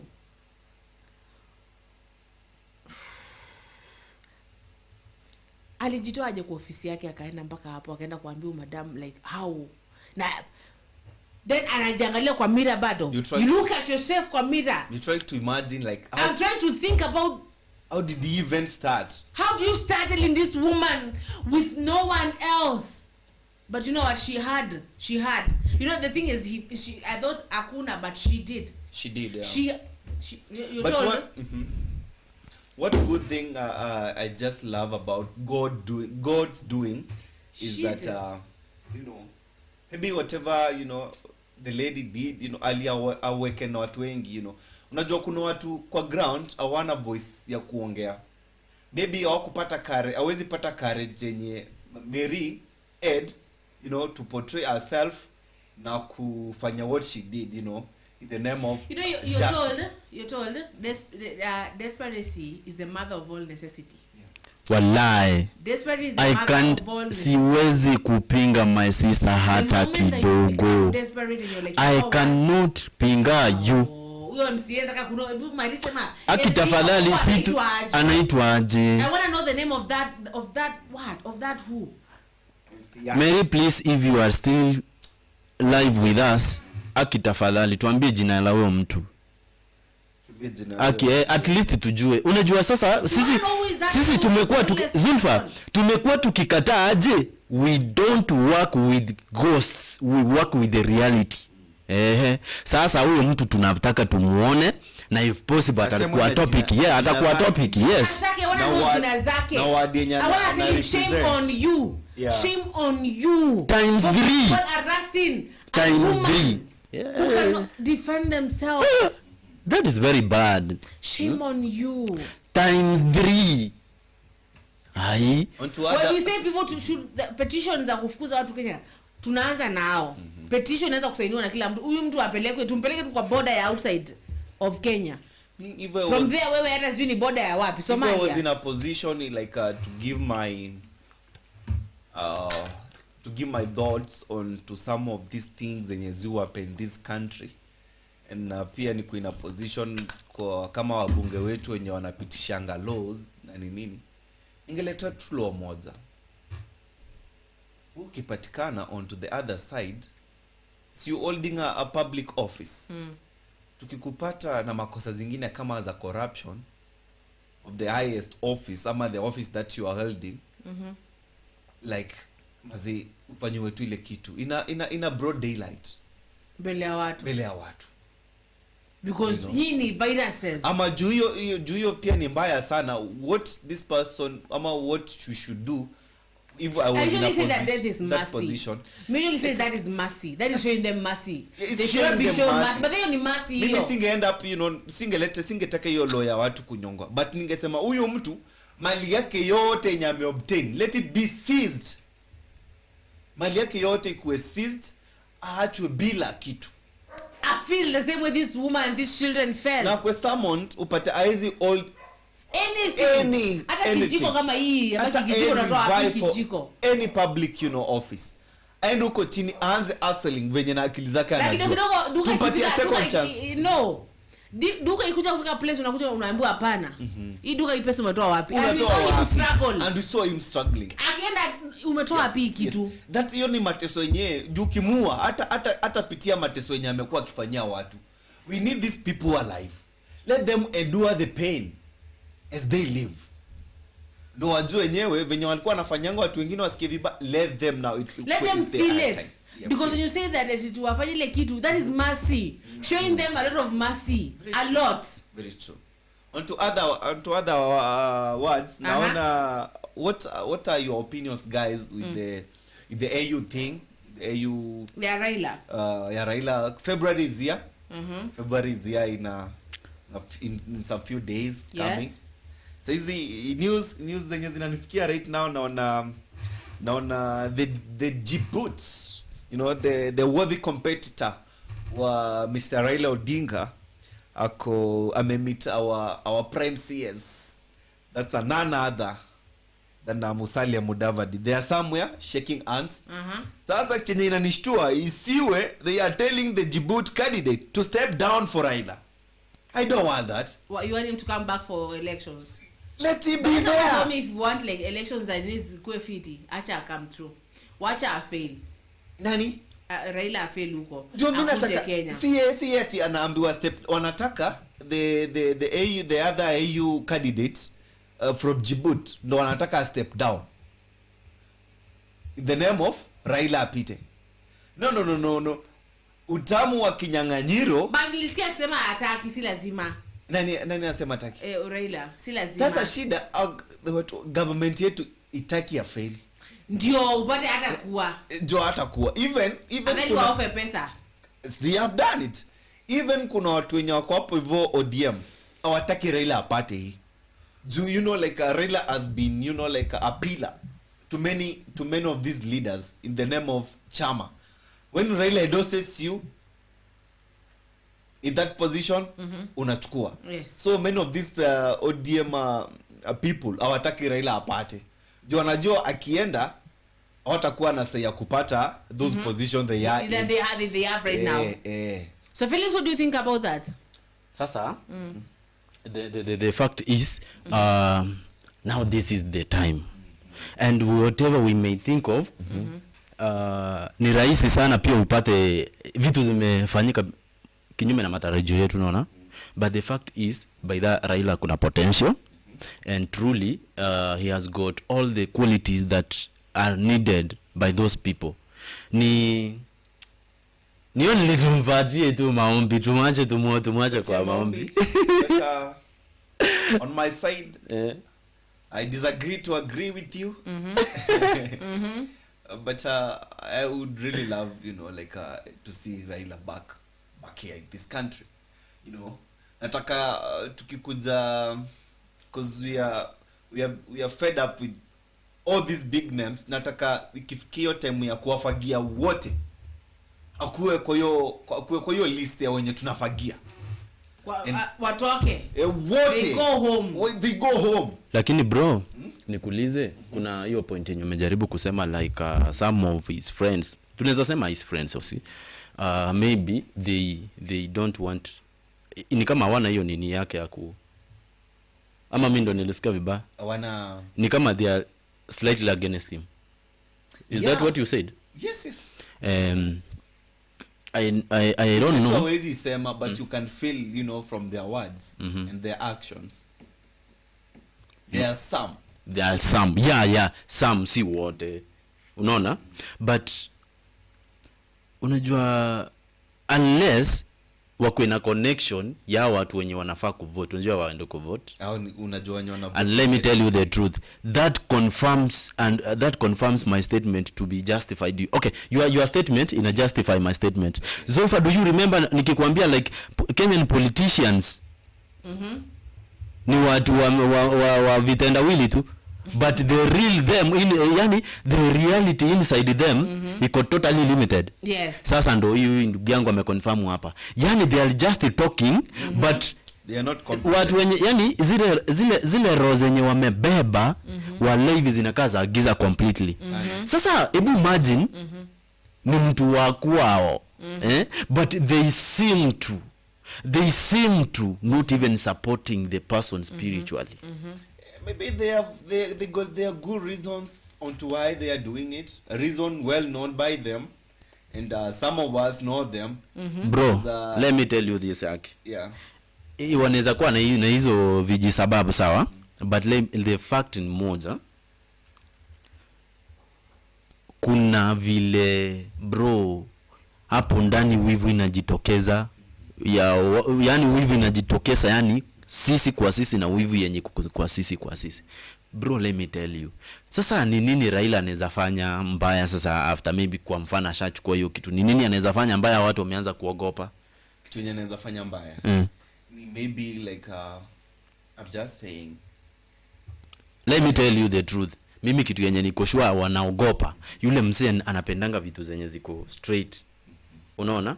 That's why maybe hata kuwahi chukua uongozi sababu yeye alikuwa unaona hiyo mambo. But wendikao wanahofia kwamba huyu mtu akienda huko anaweza kuwa akimulika Kenya sana. Kwa sababu anaelewa shida zenye ziko wapi? Akimulika Kenya haji, yeye ni kiongozi wa Afrika, but Raila has been here with us since kitambo doing Kenyan politics. And one thing in saizi people have the Kenyan people have lost the trust with our Edgima. Yes. His Excellency Raila Amolo Odinga is that when this government, this current regime was there and is still there, like abducting, doing those extrajudicial killings, not honoring to their promises, then you only promised the Kenyans, the one and only His Excellency, the former Prime Minister, instead of like being and standing with the people of Kenya, he chose to stand with the government. And that's why he entered in the government with the so-called broad-based government. He collaborated with the government, and now we are seeing like sasa sisi wananchi ni sisi tujitetee. Juu hatuna mtetezi pale mwenye alikuwa anatutetea, since time yeye amekuwa akitetea wa Kenya. Basi hizi hatuna sisi kinda it portrayed a betrayal. Alitubetray we as Kenyan people, because he has been the only one standing with the people's rights, but this time round aliamua kututoka. I guess that's why some of Kenyans wako na machungu na yeye. Angeendelea tu bado angeenda kuitisha AU without him collaborating with the government. Kama anajua ako na uwezo, is capable and competent of the position that he is vying ama he's going for, you see. Yes. Bado angekuwa anatetea wa Kenya akivai tu bado akitafuta kura to those heads of state, for this position. But yeah, I'll end up the same bed with the government of oppressing Kenyans. So kutena mzuri, and that's why Kenyans are against him, many of them. Lakini unajua bro, on that note, yes. Okay, according before maybe nikukata kidogo Zulfa. Okay. Bro, unajua mimi kitu yenye ninaweza sema kuhusiana na hiyo story ya kujoin government. True bro, lazima mtu wa home kwanza kusupport, ndio hata watu huko nje wakuone wakikusupport. So ilimbidi make good relations na huyu President Ruto for him at least kumsupport na president wengine waonaje this person ashakubalika kutoka kwao. Bro, unajua ni kama ni kazi ninatafuta. Unaona? Watu wa kwenu wakuja waseme vitu mbaya about wewe. Sasa watu wa kwetu wakuja waseme vibaya kuhusiana na sisi. Unaona? Waseme vibaya kuhusiana na sisi. Haya baadaye we expect sasa wale waende kunikubali. Haiwezekani. I have to make good relations with my people first, then I go outside. So baby, you making you making that good relation that's relating with your own people in the right way. Does that mean you are doing that for your own benefit, for your own interests, for what you are eyeing for? Or you are relating with your people rightly? You have been doing that, utaendelea kuwa support. Sasa according to your point, ni ulikuwa maybe una suggest like if possible Raila tu angeenda seek hiyo kiti. Yes. Ruto amsupport ama asimsupport? Asimsupport. Ingekuwa hivyo. Juu kama unafanya hivi, you are doing it for your own interest, to relate to create that good rapport with your people. For the sake of your own interest. Yes. Not the people's interest. You see? Yes. Ungekuwa bado wewe ni mzuri, bado ungeacha umetetea hawa Kenya wako hata ukienda pale wangekupatia support to those head of state juu wanaonanga ni nini inaendelea. Kijo wewe unapiganianga haki ya watu wako. Lakini what's happening in Kenya? It's being viewed, like across the world. Everyone, like literally everyone akiwa the continent yenye wako anajua what's happening in Kenya. See, the other day, we were ranked, our head of state was ranked, second as the most corrupt, leader in the whole world. Guy. So I have this message I'm going to receive, Saim. Karibu. I wanna read it. Oh my God. Okay, I'm gonna give you something as it was to Sai, but let me read on that notice. Sawa, inabaki the bombshell intelligence into a desk into a BID is speaking reports that Githuri Kindiki has invited Murang'a elected leaders to a meeting tomorrow at his current residence, but no one has confirmed attendance. Sawa, the only response has come from Irungu Kangata, who texted that he is busy and suggested Kindiki visit him in his office. Hello. In fact, things are boiling nicely. in fact in quotes akaandika si mimi nilikuwa nimekuambia tutapatana ukikuja Murang'a. Sawa? Now, apart from that, now this one is going to shock you because I don't know where you are going. We are seeing heroines like Mary, And then now there's a picture that I'm going to send the producer. Sawa, inaambia that right now. Sawa, mtu amebeba bag. There's a picture I'm going to send. My camera is far, I could have shown you. But the bag is carrying a body of a 19-year-old who is allegedly said to be his girlfriend. There's a man, you'll see. There's a man amebeba mfuko ya black kubwa. Na ndani ameka mwili amekatakata ya girlfriend wake. Reason? What is the reason? Nick. What is the reason of kukatakata demu wako? Serious. Watu wameza kuwa kwani sisi tumekuwa watu wamegeuka kukuwa wanyama ni? You know we used to hata mnyama unajua wanyama wanaogopanga binadamu. Wow. Amembeba, do you know right in Kitengela? I'm going to do something that happened in Kitengela. Hapa in Kitengela? No, hii si Kitengela saa hii. Ujui si vitu zimeanza saa hii. Sawa? Zimekuwa but like this man alikosana na mtoto kwa 17 years old. Wale maumbo wa pedophile wana date mtu wako 30 na date mtu wako 17 years old. Sawa? Una get? Unaongelea kina nani? All right, go on Zulfa. Wakakosana ama alipata akadem kwa na chali. Imagine alimkatakata na akachukua sanduku akamweka ndani. Na akachukua nduthi aenda kumtupa kusaidia railways. Unajua I don't know if you know chini PZ kuna rail iko huko. Okay. Huyu mtu wa nduthi ndio aliweza kurealize ngoja. Naona kuna venye unaangalia kwa hii side mirror naona kuna something yenye like this wanaona kiacha trail, what is this? Sawa? Si ndio akasamsha nduthi akijifanya. Akaambia imeharibika, akaenda kapigia pale akaona ni damu hiyo. Akumu confront, akaenda kapigia askari. Akaambia ni nduthi unapigia mtu alete nini? Alete staff hapa. Anakuja anapata amekatakata msichana 17 year old. She was in Kitengela High School. Now this one is another mother. It's okay. It's okay. Yes. Who does that, you know? Tumefika wapi? You know fiti tumongelea all this political stuff. But tumefika wapi when tukikosana mimi na wewe Nick right now? I think of killing you. We saw that woman when stabbed Cheleke for 27 times. When you stab someone 27 times, you see defense. That one is killing. You know, I guess hizi vitu zingine ni kama zinakuaga na a satanism in them, because how and why someone will think of, you know, like getting a knife or that panga, slicing lakini unajua ni nini another human being into pieces. Wacha nikuambie, sometimes hata kama vitu zina happen, vitu kama hizi, yes of course zinaka evil truly, but we cannot even try to support this. But you know what, bro? Kama unaangalia movies za serial killers unaweza kuona they can be serial killers. No way. You're not Ted Bundy. No way, you cannot be like that. Those people are intelligent people. There is much, you know. It's in the name of love. No bana. Hapo si wache mtu hapo, hapana. Si mwache huyo mtu, si kama ako hiyo miaka yote, si ako na bibi na watoto ama anaweza kosa na bibi na watoto, anaenda kudate mtoto mdogo wa 17 years? No, it is very wrong. Unajua like ndugu, there is something here ninaweza taka kusema.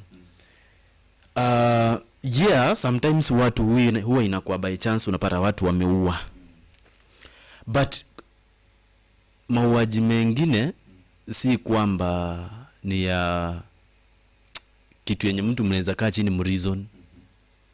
Yaani mauaji mengine ni yenye mnasema yenyewe akiwacha tu jela, ndo ile kamiti nyamanyani ndo ile kwenda huko tafadhali.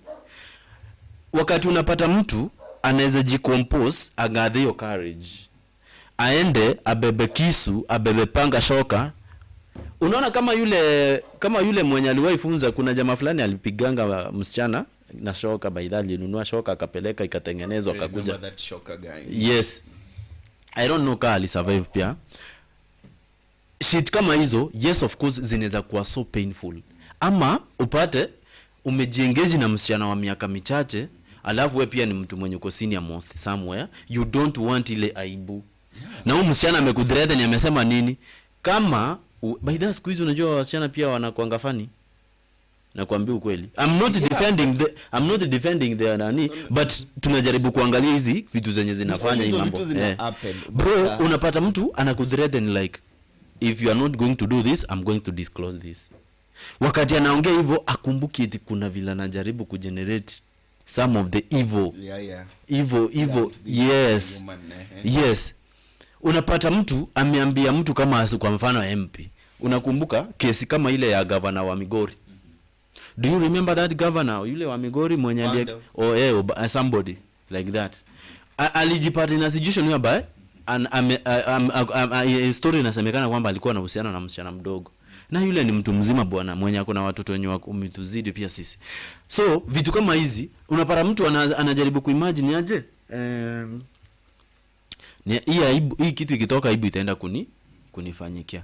Sasa mtu kama huyu mwenye Zulfa alisema mwenye maybe hizo vitu zilipatikana kwa ndo huko railways, I'm very sure that is the same issue. Maybe huyu msichana alimwambia nitaambia bibi yako na ni hadi akampruvia maybe vile niko na bibi yako. Alikuwa ameoa a 19-year-old girl. I think kwenye ile vurugu akamua akakatakata mwili yake kabisa akaacha kwa basin moja. Hivyo si girlfriend bibi. Akaacha this graphic photos. Akaacha mwili moja some parts kwa basin na kaiba zingine ndio akadispose. Me always say, like there are better ways to solve all these yes things, you know. I usually congratulate one person. There's this one person that I dated. Ungepandisha sauti hata uko he will just be quiet. Na akijama anatoka tu anaenda. Utabaki piki yako ukibonga. And at first I used to my girlfriends used to be like achana mtu ajali, but I came to realize that it doesn't solve to this heated argument. And it took so much guts for him to shove down anyamaze. Like it took a lot. Because ujui nini pia amepile up. Yes, so anatoka aenda na breathe anakuja kwa like now I'm ready to talk. Whether hata umwambie he will not talk when he's angry. And I think that is one thing we should learn. When you're angry, do not talk. Yeah, we should develop. Because unaniambia kitu ni kutusi, uniambia kitu kingine ni react ni kupiganisha kwa ukuta na hivyo ndio umekufa. So the more tunaendelea na arguments, the more pia hasira itapanda and come in. Yeah, true. There are different ways to solve this vitu. Ndio nasema like we should try and practice and emulate other mechanisms of cooling our tempers. Kama mtu ametukosea basi like it's not unnecessary muanze kurudishana maneno, like and just do something else. Walk away or just nyamaza. Ama utakia watu basi wafurusha watoke kwako. Why end up chopping someone. Waambie aje enyewe mimi nimeshindwa kuvumilia na truly tukiendelea kukaa pamoja sione kama tutaendelea kusaidiana. Naomba kwa unyenyekevu wa hali ya juu beba vile ambavyo unaweza beba, uko free kubeba chenye unaweza taka uende. That will be sensible. Lakini sasa yes utakusha katakata ama umeamka asubuhi unajua na umeona kwanga na usingizi mengi. So unapata umeamka asubuhi wewe mwanamke umechukua kisu 20 how many times Zulfa? You stabbed him how many times? 27. Alafu ndio hiyo kesi. Wewe mpaka ashakufa. Leave alone kesi. Juu sawa tu utafunguliwa mashtaka ni nini utakuwa huko hivyo utafungwa milele. But ni nini imebaki ndani yako? Lakini pia mimi niko na swali.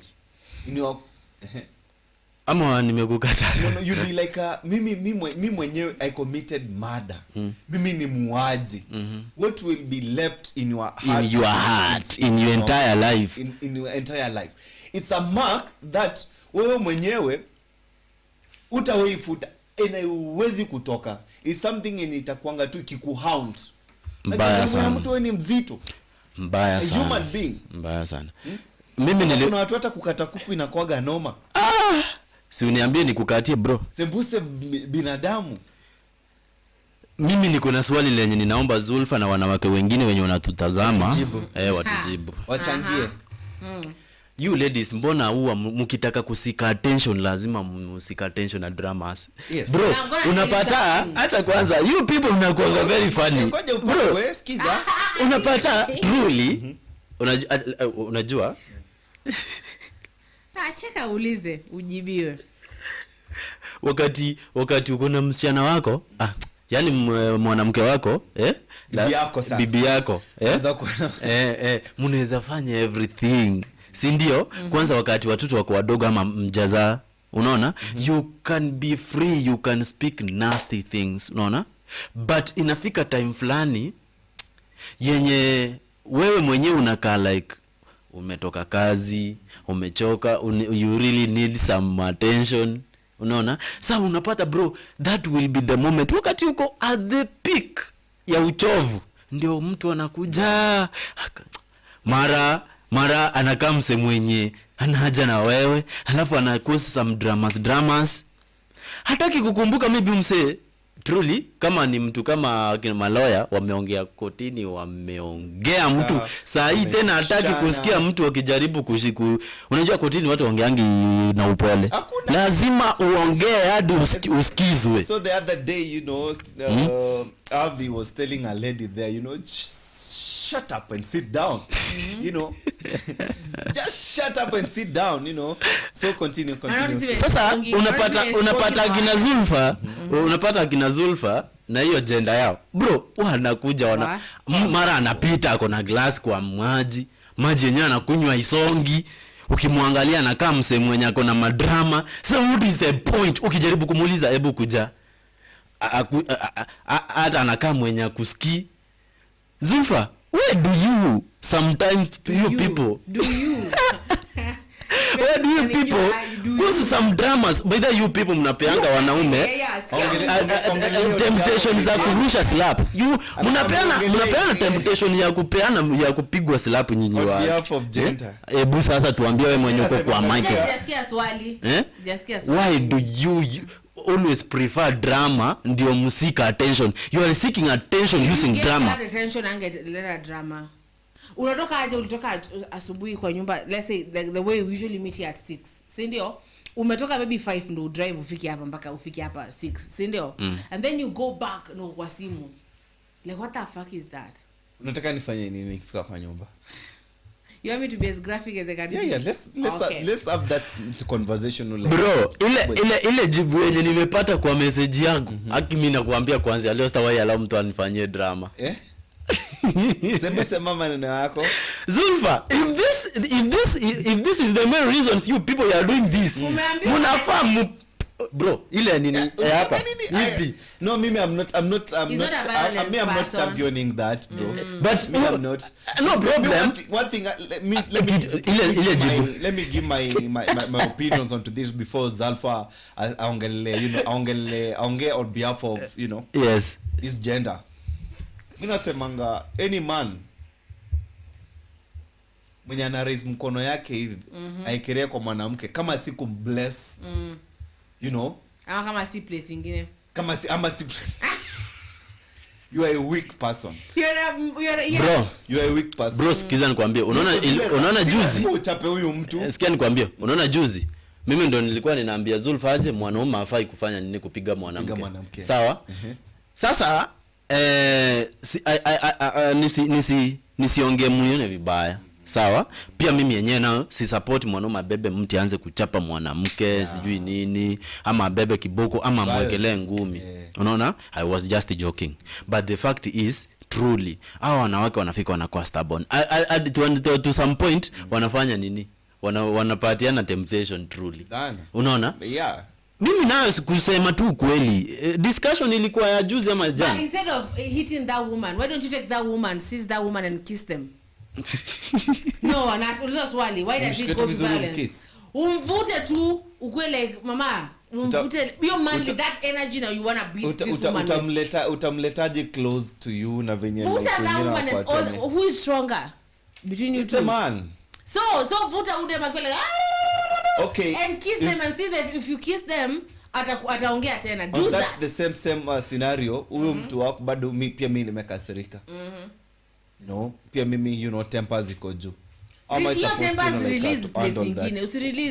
Usirelease your design. Release place ingine. I'm not gonna release place zingine Release ama place univute huyo mwanamke ukimpelekanga bedroom. Yeah, no like I'm going to punish you for that. Strike those clothes, you know, like actually kate. Yes, be like I'm not going to punish you for making me angry. Kiboko ni moja. Kiboko ni moja kuchapa mwanamke. Yes. Let me tell my fellow men. Yes. Wherever you are. Yes. Kiboko ni moja kuchapa mwanamke. Hata apige panganga, hata apige kayamba, but to repay with one kiboko. Unafaa kupigisha dem nduru tu place. Si nduru ya kupigwa mangumi. Kama sio kiboko achana naye aende. Release aende. Yes. Release aende. Hebu mchukue saa hiyo. Shika mkono pandisha gari mpeleka kwao. Pelekea mamako mwambie huyu amenishika. That moment I go like, seize that girl, kiss her. If there's a table there, I'm gonna be as graphic as I can be because Felix amesumbua issue sana. Ameshindianga akiniambia mko na drama.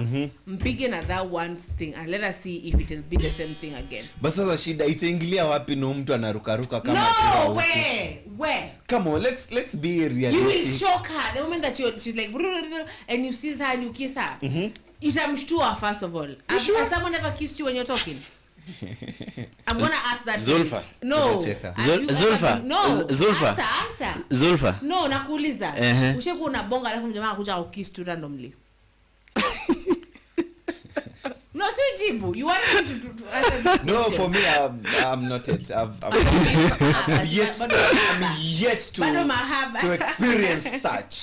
Bado mahaba. Naona ni mimi because violence haitasolve. Tapata tunakatana. Violence got no place to this. Zulfa, mimi nilipata message inasema aje drama ni lazima because akatulia. Tena akauliza why not. Sawa? Mwezi haifai kuisha kama hakuna kadrama. Hapo ndio nilifeel niseme but the fact is sipo kuchukua nini nguvu physically. Unaona bro kidogo tafadhali. Unaona bro to be sincere kuna wenye wanakuja wanajificha ndani ya hizi drama yenyewe kusumbua wanaume akili vibaya sana. Lakini the fact is si kubeba shoka. Una get? Sasa wewe mimi sasa sijui nikutamke jina ama nini. Mwezi haifai kuisha yes bila ka drama but why can't you make that drama yenye itanifanya at least nichangamsha akili kidogo lakini sile yenye inaweza fanya ni kuboeke. Ama mbona usinifanyie blank but unifanyie drama zenye zinani piece off. Nasema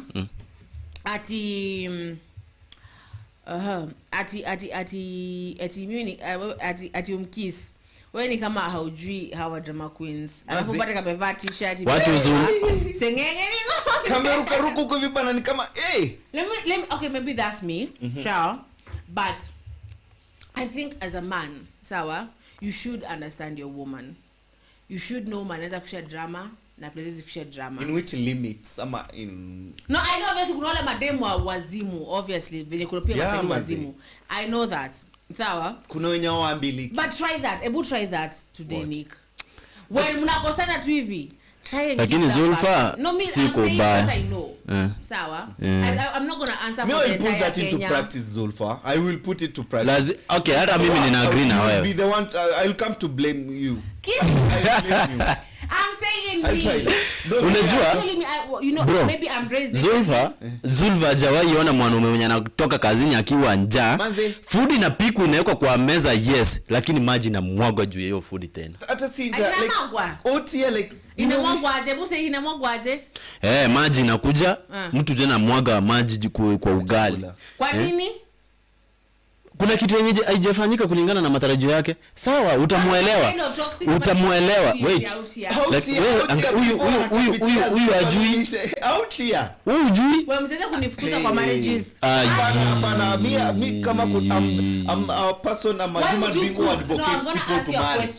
Why would you cook your time you take cooking because cooking is like a whole only thing. Sasa that is the question. And then you come and pour water on what you That is the question you are supposed to answer. So umesema eti tunafaa kuelewa wanawake wetu. Thank you. Think as a woman. Yes. Hivyo vile nimekuambia think as a woman, sasa utuambie.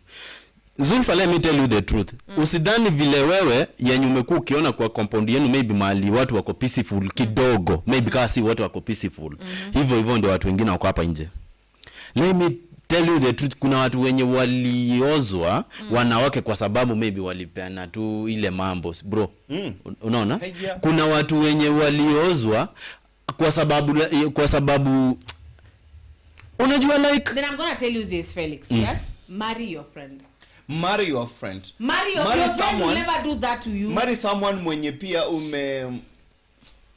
like umemjua. But then you're shocking me. Honestly, there's not unanishtua kiniambia like that. You know na? But the thing is, if you marry your friend, amtafika hapo. That is your friend. Love ikiisha tafikiria wewe ni best yangu bado. Unaona hata fanya hizo. Nitarudisha hii mapenzi bado. Love is never enough. And I came to realize that love is never enough. Okay, you know? So kitaka friendship, be friends with this person. Kwanza mkwe friends. Yeah. Advocate, initiate friendship first. Yeah. With this human being. But even this woman can tell you anything. You know, there are men out here. There are men that you cannot go tell them, like, for example, like nikuje nimwambie unajua, for example, nimwambie unajua fellow nilikuwa napita hivi na akafanya hivi. Ni mimi kwanza napigwa kwanza. You know, ngumi. Ni wewe ulifanya. There are men you can't even tell them that I'm on my periods today. You can't tell them that because they don't want to know that. They just want you when you're good. Sawa, you can't tell them anything. When you go down, so yeah, kujua anataka ukue like a certain way, you know, and goes both is maybe there are women who don't want to know. I want to know, you know me, I usually say natumeka with me, I want to know like everything about my man, like everything. I want to know when you're bad, when you're low, down, when I feel down, when things have not worked. I will not judge you when you come and cry with me. I'll be like, you know what, I will hold you. But how many ladies will hold that secret of their men? And I will never use it against you. Wasitumie kama it's their man's weakness. No. How many? I think it is really strong. How many? Let me tell you, according to me, because I cannot answer. You're giving my own. You're like unongelea from your own perspective. Yes. How you can do things, how you can work them out. Yes. Because I not answer for other women. Women to go separate, we're not the same person, we're very different. Me, I think that is the greatest. Like, I feel like this man is so strong enough to show me when they are down. They're strong enough to tell me that kitu iko even. And I don't like to assume things in a relationship. Like, I assume, I want you to tell me I like it this way. And I like this inapenda ugali ikiwa hivi, napenda mboga ikiwa design, napenda hivi. You don't assume easy assume na expectations hizi nyingi unapata tukiwa ni expectation ya nisikia wewe ni mkisi unafaa kunajua kugonga hii stuff design fulani, unaona. And maybe it's not like that. Sawa, lisikia wewe ni mkamba unafaa kuwa unafanya hivi na hivi. We stop those expecting things, you know, and assuming things for relationship. Communication is everything. Communicate. Kama ni mwanaume umeudhika, like ukupenda fanya usinyamazie eti because unaogopa ataleta drama. And if you're afraid of like get consultations, whatever, conflicts, because conflicts lazima zita happen. But take it as a conversation. So you have admitted like watu wakiwa wawili lazima kutakuwa. Obviously, mna agree to disagree in many things. Obviously. Yeah. And compromise is one thing. You love to compromise some things. Right. Sawa? Maybe like I'm gonna go, maybe she likes fish and you like chicken. Sawa? You have to compromise sometime. Sometime. So is there to understand who? No, you have to understand each other. Now marriage is 50-50, it is 100-100. It's 100-100. Is bullshit. 100-100. Reciprocate that energy back. Yes. But you know, many Ujue, I should know my man doesn't want to talk. Maybe Aya. I should know. Yes. Kuna rafiki yangu hapa. Anasema drama ni lazima. Drama ni lazima. Part of daily dose. Anasema like drama ni kama part of daily dose. But truly kuna drama zingine truly wanafikanga hawa watu wanafanya hadi unasema we. Mimi niliwahi ona mahali mtu anakaa hadi kulia machozi. Hadi nikasema we, ile siku yenye tutafika pia. Kwa nini unafanywa nini huku nje? You guys tell me. Aki Zulfa sikudanganyi. Sometimes wanawake wanasumbuanga wanaume truly. Unaona? Mimi ninapendanga yule mwenye anasumbua ile ya blank, maybe una blank mtu, but the fact is unaelewa chenye unafanya, kuliko bana unafanya mtu sijui nini mara ni kwanza my insecurities uko nazo zote.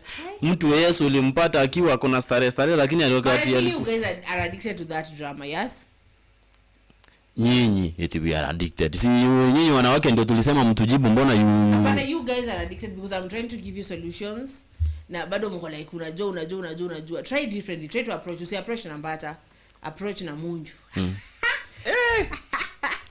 Hapo hivyo uta approach na munju na huyo mtu amechemuka au kupiga kofi kwa apandishe teke katikati ya miguu. We cha hiyo mambo uko na naenda pujui hata hiyo by the time unapeleka kwa bed na ameficha kisu mahali achi akuchome kisu hata kwa tumbo. Instead a chop rice and a chop vitu zingine. But you should know your girl and know what drama they can do. The thing, my point is know your person. Just know your person, know the person that you're marrying. The kind you have to get to know yourself, the right human for yourself. Yes. The person you want, the person mwenye ata align with your thoughts and what you doing. Like, you know, it's not just the outlook. You know, there is me when it comes to marriage, nasemanga, you know, it is consists of many things, not just the outlook. Because like for a girl, Zulfa ukitembea hapo hivi hata ukikuja umekatiwa na wanaume wangapi wamekupiga macho? Ni wangapi by the end of wiki isha wanakwambia wamekushia namba? Wengi. Hadi umezoea, sawa? Like imagine, you know, that's and you are someone's lady, you are someone's wife, you are someone. I don't know, but I know you are someone. So I guess, you know, it's a high time when you tumesema we as human beings in marriage, both male and female, to hakikisha we have tumepatiana that 100 out of 100, you know, from both parties, from both ends, you know, from both of us.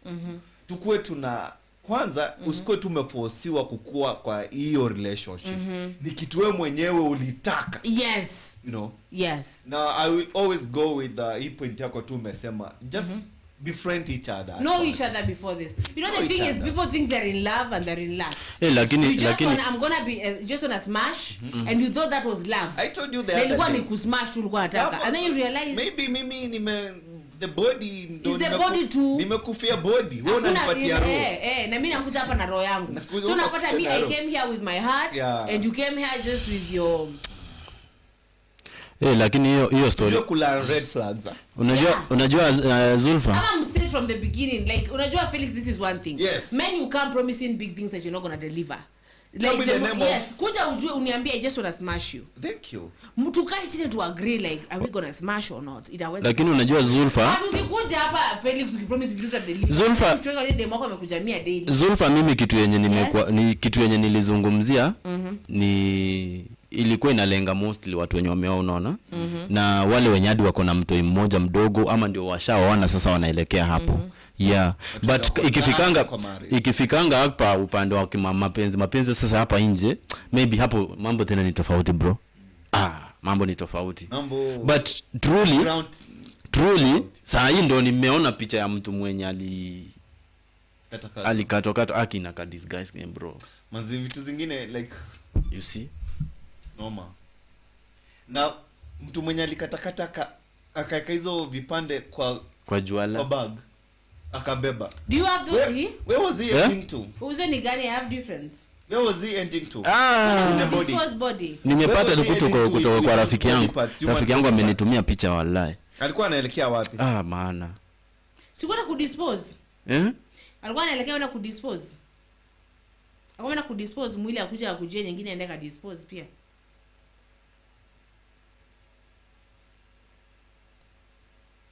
We having human beings out here when you are in form of animals, we having animals in form of humans beings out here. Hapo nakujana lose hope. Unapata najiuliza I will come here to date you na kumbe you're gonna be the end of me.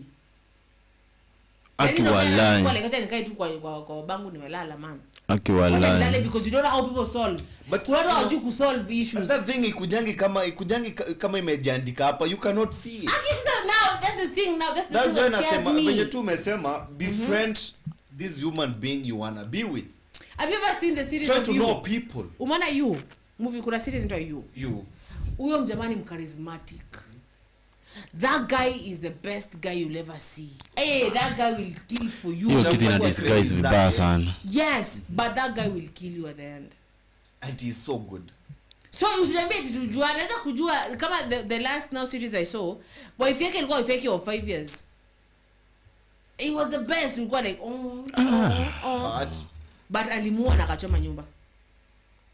So it is a true story. So me on the same pia nasema najua tukisema to agree to we just date forever. Tukianza kujudge na macho yetu tutaenda tumepotea sana. We need God. We need God, you know. We need God's eyes, you know, in Kimani us. wewe. Zitu enable kuona hizi red flags. Yes. Yeah. Like when kuna app fulani I come scan you.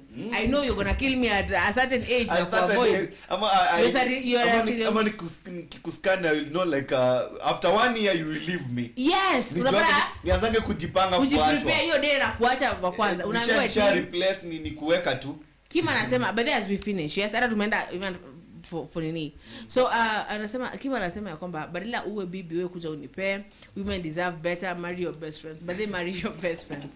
Marry your best friends. Women deserves better. Pia sisi tuna deserve better. Kwani bro, si tuna deserve hata sisi watu wenye tuna feel like tuko fit na wao. Mwenye nikitembea kwenda huko hivi nimeridhika like yenyewe nao natembea na mtu mwenye niko fit na yeye. So we deserve also better. Please mbona basi uchague kienyeji? Nani? Nasema wewe. Ati? Generally, I'm saying generally. Mbona unachagua kienyeji ambayo you didn't want of which somebody has a kienyeji? Sasa. No, I'm saying ndio nasema nataka mtu ambaye anaridhika na yeye hapa nje. You know like what do you mean? No. Kwani wewe mbona unaenda kuchoose mtu mwenye uko comfortable na yeye? Na sio bora wanaume hapo wana choose mabibi na wanaficha mabibi utakuja kuona. They are comfortable with them. Yeah, they are not comfortable. I think when you love someone you will utapiga firimbi. Nitaparade hadi utapiga firimbi. Kuna my toxic person with me. Sasa. Why did you choose them? Hapana. Sasa unataka nianze kumexpose ninyanganywe. Ama mambo hapa yaanze kujemba. Unajua mwanamke anaweza kukupenda ile 100% sure, lakini upate like shetani amemuwinya kufichwa. Ati? Tukianza kudate sasa nataka nikufiche. Fichwa kama dhambi. Mimi ninasemanga. Anakuambia tembea pale, mimi natembea pale. What is that? What inafaa kuwa ni public of display of nini huko of affections. Huku kwa streets unapata tunafukuza kwa streets. Why you featuring me now? Because maybe I'm having another person. I don't want that you other person to know you. Tangaza. Fanya kama Zuchu. Piga firimbi. Sawa? Eti wewe nipatie mwenye hayuko fiti, I will mold her to fly at wewe hatatembea, we shall fly man. Mnaambiwa mtaosha mabibi na Kim. Ako ready kuwaosha. Anataka kuangapi Kim? Wakili anataka wangapi kwani? Kim sikwe hivyo. Usifanye watu waanze kuogopa. Why women that you can't walk with? I don't wasikia Kim leta huyo mwanadhani hayuko fine. Sawa, hawatatembea. They'll be flying. Ama Kim anataka kutimiza amri ya Solomon. What Solomon did, you know. Kim was 700 women. And 700. He will treat them more better. That's the thing. Hata demo wa Facebook. Tuanani huyu demo wa Facebook. Ona venye ubinali mchukua. Mali sasa. Kila mtu anamtaka. Take your woman, take your poison. Mwoshe. Mold her the way you want her to become. Let me ask but once she becomes go on. Yes. But, like if someone's like say for example someone texts me Anyoshe, you know na okay Anyoshe, but the thing is Anyoshe, I will always be grateful to them. Like me kufikiria kucheat on this person ama to leave this person. Come on, nakumbuka remember where this person took me from. What are you saying? Kwanza hao wenye tunachukua tunaosha ndo wanatugeuka. Walai. Ya. Hao wenye tunachukua tunaosha. Tunawaonyesha maisha. Wanajua vitu zenye wako wanajua. Let me tell you, if someone texts me right now. At the end of the day. I got some several in cases on the sasa Ni nani basi unafaa kuchukua? Mimi najua kitu moja na nitawaambia. Na I'm not afraid to say it. Mke mwema anatoka kwa Bwana. Mke mwema anatoka mbinguni. So ukitaka bibi omba Mungu. Ati Zulfa anajua bibi wangu and you are peace. I am peace with your wives. Kabisa, you know. I am good with them because una maintain kim. Sawa, mabibi umeweka fine, wako fiti, you know. I'm like kama uwezana mabibi wengi achana wao. Ushike mabibi 10 alafu wakae design fulani. But if you see Kim's wife, vifaa. Sawa? Vifaa vitu viko fine. Na kwa nini aliachula wa kwanza kujia wa pili ama wa tatu? No, akona wote. Akona wote. That's the thing with this man. Huyo wa kwanza anajua wa pili na anajua wa tatu. Yes. Na before I move forward kwanza ana consult the last wife. Yeah, first. The first wife. Last and the second wife. I want to ask a gentleman. No one is a gentleman. No one anauza first wife. Unaona ati tupite na huyo matusipite. No wonder he's a gentleman. No wonder he is a gentleman. Yes. Eko kwake. So the thing is, me I know myself. Any mtu saizi alichukua naked to any place. Swimming pool iko pale. Are you campaigning for yourself? No, I'm saying me, like I'm saying with me because I cannot answer about other women. Yes. Obviously najua kuna watu ambao like wanaoshwa, you know, wanaoshwa na wanaenda. Obviously, sawa. But the thing is, you must know huyu mtu from the beginning. Yeah. You like there's something that Kim was telling me. Like when you date someone for like a whole year, you will know them. Like if you really wanted to know them, you will know them. Kwa dating kutakuwa na mambo mengine ama it's just pure dating? It will depend with your agreement. I just have that question. Oh, mambo ingine. So obviously when you date for like a whole year watu wakidate kwanza like before watu wa kwa mahusiano waanze kudate, wanafaa kuanza na hii mambo ingine ama? No, I think you should first know the person. You should know the because just in case uende usmash na akwe na ball na you didn't want that. You didn't want that person. It was just the moment. Know the person. Let them unaambia eti hata huyo bwana wa mbinguni mnasema aligongea.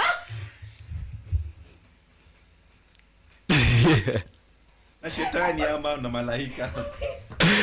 Wacha kwanza niulize. No, I am dead. Mimi kimalize. Anaanza sasa ile story yake sasa. Anaanza sasa story fulani hapo ndio nini? Aligondoa siasa na asubuhi. Zulfa Kim wako very talented you bado wa literature kuchekeza watu indirect. Okay. Eti hata bibi mzuri anatoka kwa bwana. How naligo sifigo radi na God. Bro, jibu hiyo kitu bro. Sina maoni. Anauliza aje? Usikize bwana wakili. Anasema ati bibi mzuri anatoka kwa bwana how? Bibi mzuri anatoka kwa bwana how? Bwana hata kuletea bibi hapa. You have to pray to God, you know. Mtu mwenye anapatana na unajua God ndio tuweka hizo thoughts. Yeye ndio install hizo vitu zote kwa binadamu, si ndio? So ukimuomba you will definitely, you know, deliver that woman. Ni wewe utatafuta hapa kwa ground. Ndio utamtafuta. Obviously. But a lady mwenye unataka, you know, qualities zenye unataka, ni zote zenye unataka. Yes. Bwana ndo atakupatia. Utaambia bwana it's like an order. Yeah. So the thing is tuache kuwa mabibi man. Na kama uwezeni tuache. I'm not advocating. Yes, na kama uwezi maintain mabibi 10. Shika mkono peleka nyumbani. Mwambie rudi sis. Achana na yeye. And this is why because we know married now our best. But acha nikwambie before uendelee Zulfa. One thing yenye pia ina cause all these vitu zifanyike ni, you know, some men manze wameinvest so heavily to these women, to these ladies. That's why mtu anafeel, you know, like so much provoked. You know, anaenda hapa amefanya vitendo kama hizo. But that's not the way to go. Ukisema hivyo basi mamake na babake wali invest a lot pia and they didn't kill her even though she married you. Sawa? So let us not kill nini. Obviously. Yes, that's the point. Let's not kill each other. Tukue mabeshte kwanza. To date. Maybe actually I'm going to now follow that advice ya wakili. To date for a whole year, I will know you. In fact, everything about you. If I want to know, it's not unless unasema bibi mwenye ni divorcee. Mungu atakupea madivorcee. Kwa mapenzi Mungu haangalii quality, anakupea anytime. Jitume man. Wewe. But it's true. It is true. But you know that people wanna hey, I don't wanna get into that so much, so but the thing is, let us date our friends. Let's date our friends. Let's choose people who choose us. Yes. Does it? Yes, and there's this other thing that I usually say, there's someone who wants, like, nakuanga livi and I wanna change like everything about you. Then what attracted me to you in the first place? Ni kuchange ukua completely upate si wewe naweza kuambia in fact ni venye wewe ni tall no venye wewe ni dark no bwana bleach kama mkongo kidogo. Then why? You know, like why did they want you in the first place? I should have gone for that tall brown person. I'm at that whatever. Unaona? So unafika place unapata there's this other thing. Watu wapendani, they just want to smash, unaona? And then una smash. And as you say, nakuja na roho. Ama na kijana nakuja na roho. Sikuze na maboys pia nakuja na roho. True. Na ndio anakuja tu kusmashiwa hivyo tu. Ama maybe she wanted what you have. Ama she wanted just something. Ama umesikia you're famous and giving out that thing. That thing. Yeah, unaipenda vizuri. So tuelewane, tujue ni maana. Tujue from the beginning. Me, I just want honesty, like if now girls, I'm going to tell my fellow women, be like psychologically open to be told the truth. Usitaki kudanganywa, usitaki udanganywe anything. Just be like, acha kuambiwa ukweli but from the beginning. Sawa, akuambie tu. Zulfa. Yes, you know madam, and I'm going to say like madam atupendi kuambiwa ukweli. Zulfa. Yes. Unajua mimi kuna kitu yenye mimi ninaweza niwaambia life ni kama game. Unaweza kuja anyway. Nisome kweli. Nilikuwa nasema hii dunia ni yani hii life ni kama game. You can manage to tell somebody what you feel. Sawa? Atakuangalia baadaye atakujua na atakuashanisha na ataenda. Si watu wote wanaweza wakakuelewa chenye unataka. So unapata like okay, ni kama boy akuje akwambie like Zulfa, I only want you but I don't want your heart. Sawa? We mwenyewe your chemistry and the boy's chemistry haziendi. In fact no chemistry between you two. Unaelewa? Huyo boy atapata embarrassment bado. Si hata nyinyi mmeelewa hapa ashapata embarrassment juu huyo unaona hiyo? Haya. Anapata mwingine. Atataka kumwambia ukweli, mimi yenyewe nastaki roho. Mwenye nataka ni wewe. Unaona? Atamjua the same. Zulfa, let me tell you the truth. Inafikanga time hata mtu anamwa like wacha tu nidanganyane. Nimwambie sawa basi. Iko hivi na hivi na hivi. Enyewe anakuililia anakuweka hadi box unakubali. Akipata hiyo anapotea. So hii life haiko so friendly, maybe Zulfa vile we have good people out here. Bro, good people who can just bro man how? How?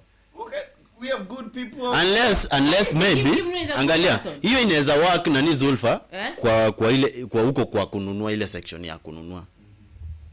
What are you trying to do? What aseme directly mimi sikueleza kivitendawili juu sema tutaki vitendawili. Just say what you're saying. Si kuna watu wanapanga line huko street like seriously. Wako mboka. Yeah. Hao ndio maybe unaweza ambia hivyo tena hawana shida as long as pesa iko. You don't get you. Unajua wewe unazungumzia ni kama mimi na wewe kwa mfano. Sawa. Wewe ni crush wangu mbaya sana. Yes. Sasa nikukujie nikukwambia Zulfa I just want you but not your heart. Kitu ya kwanza obvious utakuwa confused, mtu ananiambia nini? Hata kama tumezoeana tunachapa story nini tumezoeana hadi unaniona vizuri kabisa. Let me tell you something. Sometimes hizi huwezi work to handle. Okay, I know that mademo wanapenda kudanganywa. Like usiniambie ukweli, nataka like niimbe women like to danganywa. Ndio maana sika kuingizwa box. Si ndio? They fall in love with the lies. And then now what they hear, not what they see. Usaniambia naweza kupata una kiss dem hapo na uniambie siku anamkisa I swear hata ni cousin yangu fulani. And then I listen to that. Fuck that. Sawa, when too many convinced. Fuck that. Unaona, I think like women ambao wamekuja sasa we are able to handle the truth, like just come with the truth. Yeah. Me nimekwambia na Felix we've discussed. I said like I don't make you know. Say it again. We've Today's women, can today's handle ladies can handle the like truth. I want you to come and tell me directly usikuje na story ya Zulfa. tell me no conflict. Felix tell me, and I've told you this a lot of times. Sawa, usikuja hapa na mapenzi ya shilingi mbili that you know that you won't even maintain it. Just come and be like, you know what, nimekuona fuck umenibamba, tunaweza smash. And then hata kukuambia vibaya na kwa like let me say inaweza enda aitaenda, ama just give me time I think about it. Sawa, unaona wewe tu yeah, but like the name of this and that, I'll make you this. Come on, like I tell you're gonna be my no, just tell me the truth. Just be like, you know what, let us smash. Kama sivyo, like I want to know you more, but you mean it. You mean it. Yes.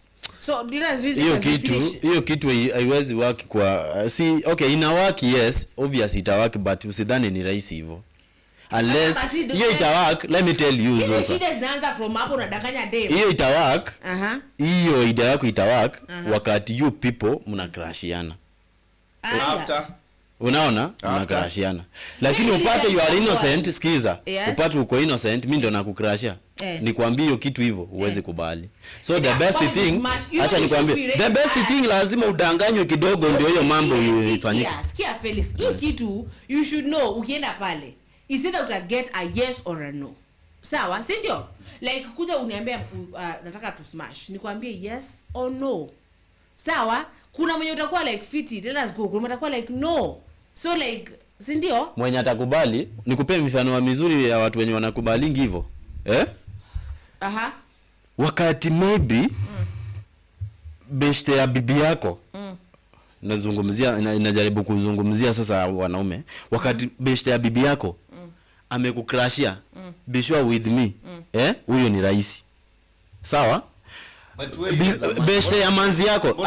Acha kwanza, beshte ya manzi yako. Huyo ni rahisi, mwenye anakukrashianga. Lakini hawa vijana hawa maboys na ladies sometimes ina work bro, lakini si ile ya si at many cases rare truly. Unaona? But ikikuja kwa watu wenye wako married people nini truly unapata like unaweza fanya mtu mchezo tu kidogo hivi akubali. Mbona? Maybe ameona vile maybe umeweka bibi yako anaishi vizuri, mnakaa fiti, hata kama maybe si matajiri sana, kuna ka aspect fulani mnaishi vizuri Trust me, anaweza kuja either na intention yenye ya kujisatisfy mwenyewe ama na wivu ya kutaka kuharibu wapi huko. The fact is kwa mayouths hawa wadogo hapa hivi, hawa age za kina Felix kwenda chini, truly inaweza happen kwa sababu really si hivyo ovyo eti mtu mwenye hata mjajuana vizuri akuja kuambia hivi au kubali, si rahisi. Hata kama kwa yule mwenye mmezoeana unaweza mletea story ashtuke kidogo, aseme mtu mwenye nime friend zone hivi ni nini ananiambia. So Zulfa, hizi vitu zina happen by chance na zinaenda na probability. Unaona? Zinaenda na probability. Lakini si eti hiyo kitu eti ukikuja ni kuambia ukweli utakubali. Nani who said that? Tumeenda hata time imeshapita, sawa? So I'm gonna ask you ucheze ile video ya birthday. I'm gonna read some comments hapo utafuta hiyo video. Producer utafuta video ya birthday as we wish for that beautiful lady birthday yake. Kim anasema we win women by lying. Ukiongea ukweli utafeli. Sawa? Anasema eti Kim na shuku wangu wana watch hapa. Acha nipotee kidogo. Then akasema wacha wajue ukweli wakiwa baby number 4. And then Peter is telling me, Azulfa, do a video of Charlene Ruto introducing his people who works at her office, but people made fun of her and she's threatened. We're gonna do that journey. We're gonna do that journey. For now, we're gonna play the video of that beautiful girl, and then to birthday yake. So yes, tunafanya hivyo Peter. Kwa hiyo show ya Kenyan updates, that is what we're gonna talk about then.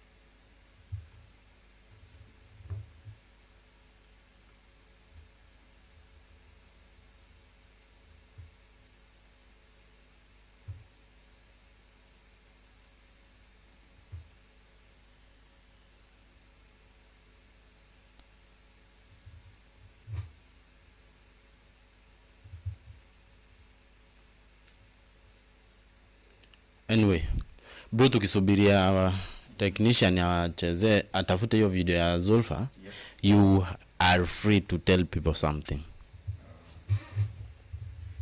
Kenyans.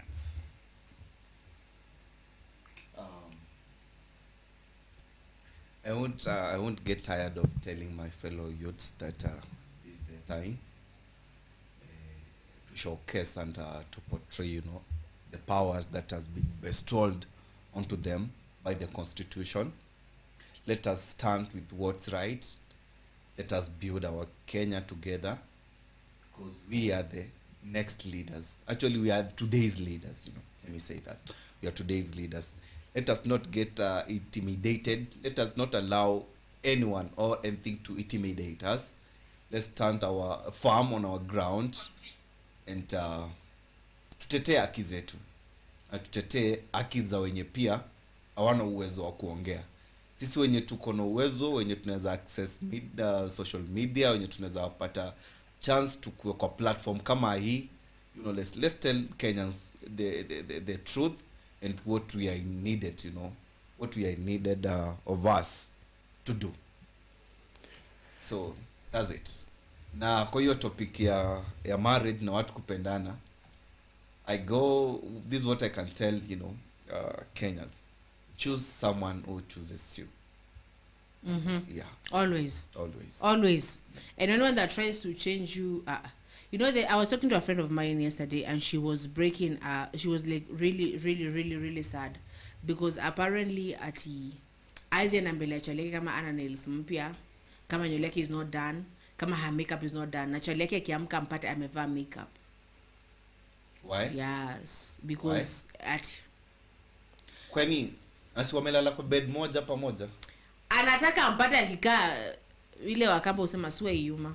Let me ask you Zulfa, do ladies pia could maybe mine afanyangi hivyo, but ladies wenye wanafanya makeup wanalanga nayo, ama mtu akifika kwa nyumba kwanza anaosha bas wale wenye akifika kwa nyumba sawa. No, like I don't like makeup, Mimi. I like just be natural, sawa. You like being you because you are you. Yeah, because I'm me. I don't like makeup at all, because I'm anajificha, so and I know, in fact, sina ubaya na any lady piga makeup mami, sawa. Piga kilo sita. Yeah, kilo sita is you. Izako. Ukifika ni za old routine. Yeah. I used to see my sisters wipes, aoshe, afanya nini. It's a whole thing, sawa.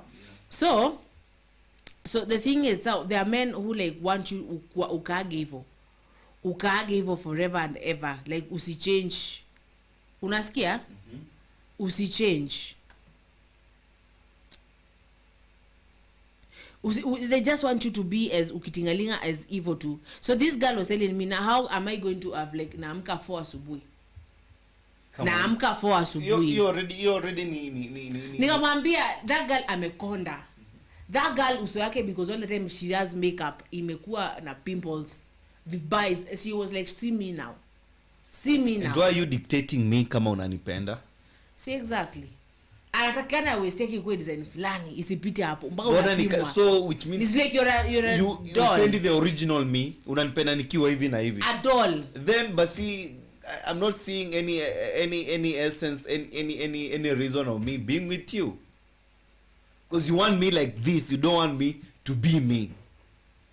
So what you liked in me is what you saw.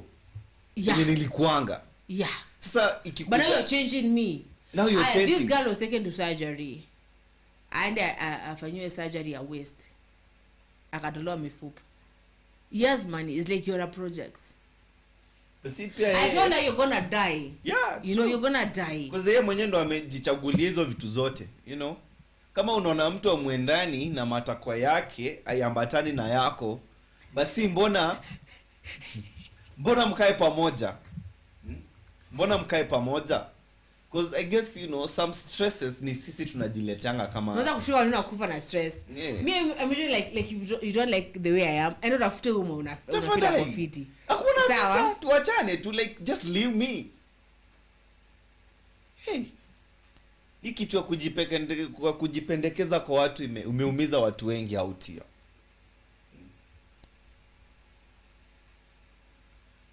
Is it inapatikana? Felix producer anakuambia aje? Ananiambia nimpe muda kidogo. Okay, sawa basi. Okay. So now this girl, let me tell you, she was breaking down. She's like, now sasa nails zangu amekuja au kama juu. Amekuja abruptly, ananiambia nikuje saa hii, my nails are not done. Na ningeanza kumchia doda kwa like, so ulikuwa unakaa aje all that time. Unaona? So like now my nails are not done. Anaenda first anikague. Una get? Nywele yangu, wig yangu, hii wig yenye kwanza ashaziona, anazijua. So point yenye imeni break kabisa ni hata by the time aamke in the morning. Yeah. Apata nimefanya hizo vizuri. Nimetengeneza nywele. Yes. Nanuka vizuri na tulikuwa tumelala na wewe. Pamoja na utaamka saa 4. Na kama tumechafuana. Adali. Na wewe uamke ukiwa mchafu. Yeah, but mimi nikuwe perfect. That's not adding up. Hata it make any sense. Hiyo ni mtu maybe acha the lady affect chenye alikuwa ameendea kwa hiyo relationship na atoke cause there is no future there.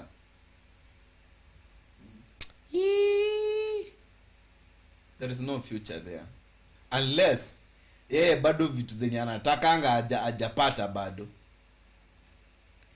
You know, the thing is, I usually saw hata kwa dem fulani pia, and I don't know why women will accept easy standards. Huyu dem alikuwa anaambiwa like surgery, mdomo anataka ikae design fulani. Atikae style gani? Mdomo.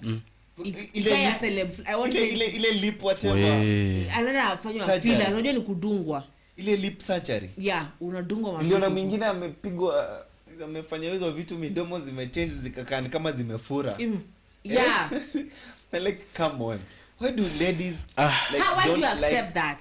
Like why do ladies yani, okay, majority of them hawajikubalingi venye wako. Kidogo nikuulize bro aje, kwani uwezi jikubali tu na vile maybe uko na hiyo midomo yako mikubwa ama midogo? Nataka wapendeze zaidi. Unajua kuna mtu mwenye pia anatamani akue kama wewe. Anyway, wacha majority of ladies wanashughulikianga mionekano yao than their hearts. Unapata me I told her unless you have nothing else to offer.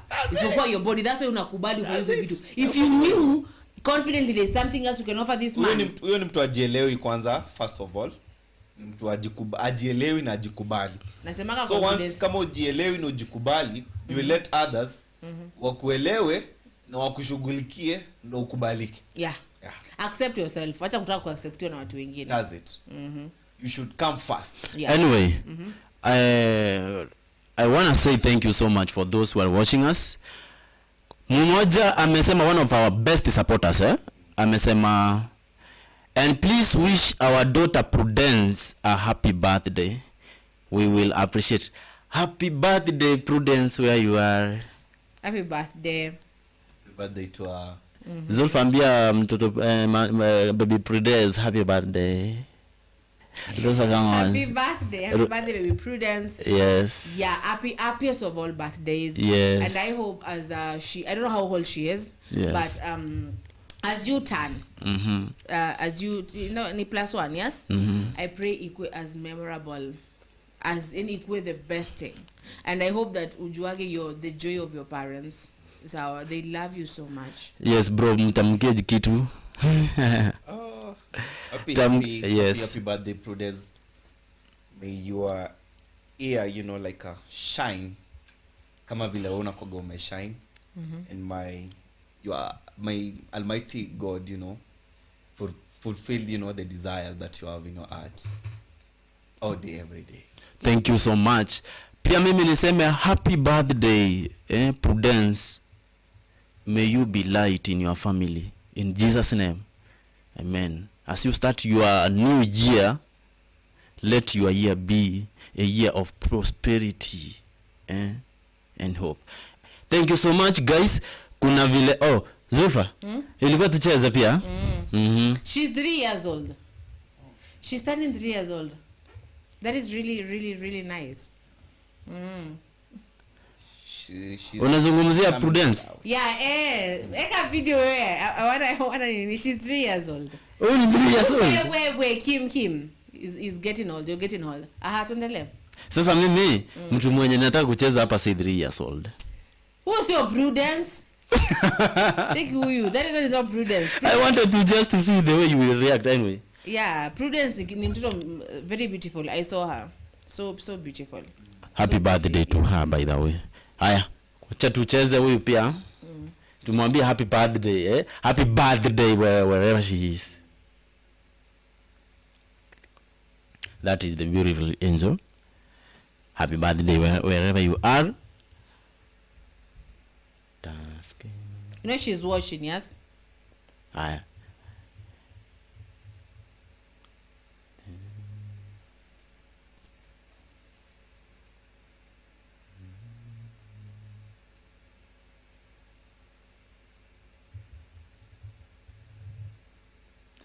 Happy birthday.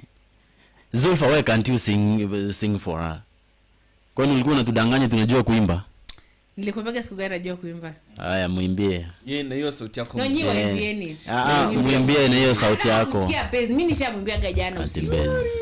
Bass. Iji acha kutushomea. Anyway, happy birthday to you too. Anaitwa Jacqueline. Anaitwa Jacqueline. A very good name in fact. Happy birthday, Jacqueline. As you begin this year,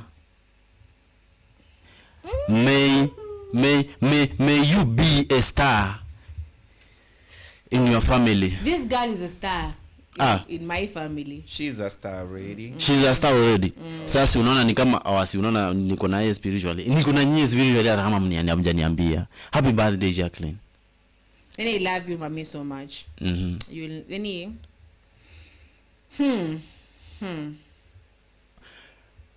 Your word? You like good words too. Have you ever loved someone? Like you can't explain how much you love them. That is how I love you this. Want explanation? Yani hata sijui za kuexplainia aje. But this she's my inspiration. She's everything to me. Zulfa, tuite sherehe. Ita watu sherehe. Ni mpaka Zanzibar. Tutaenda? Zanzibar jamani, twafurahi. Twafurahi. Na unajua kitu lazima tunaweza furahi. Tufurahi. Let us furahi. Ikufurahi. Let us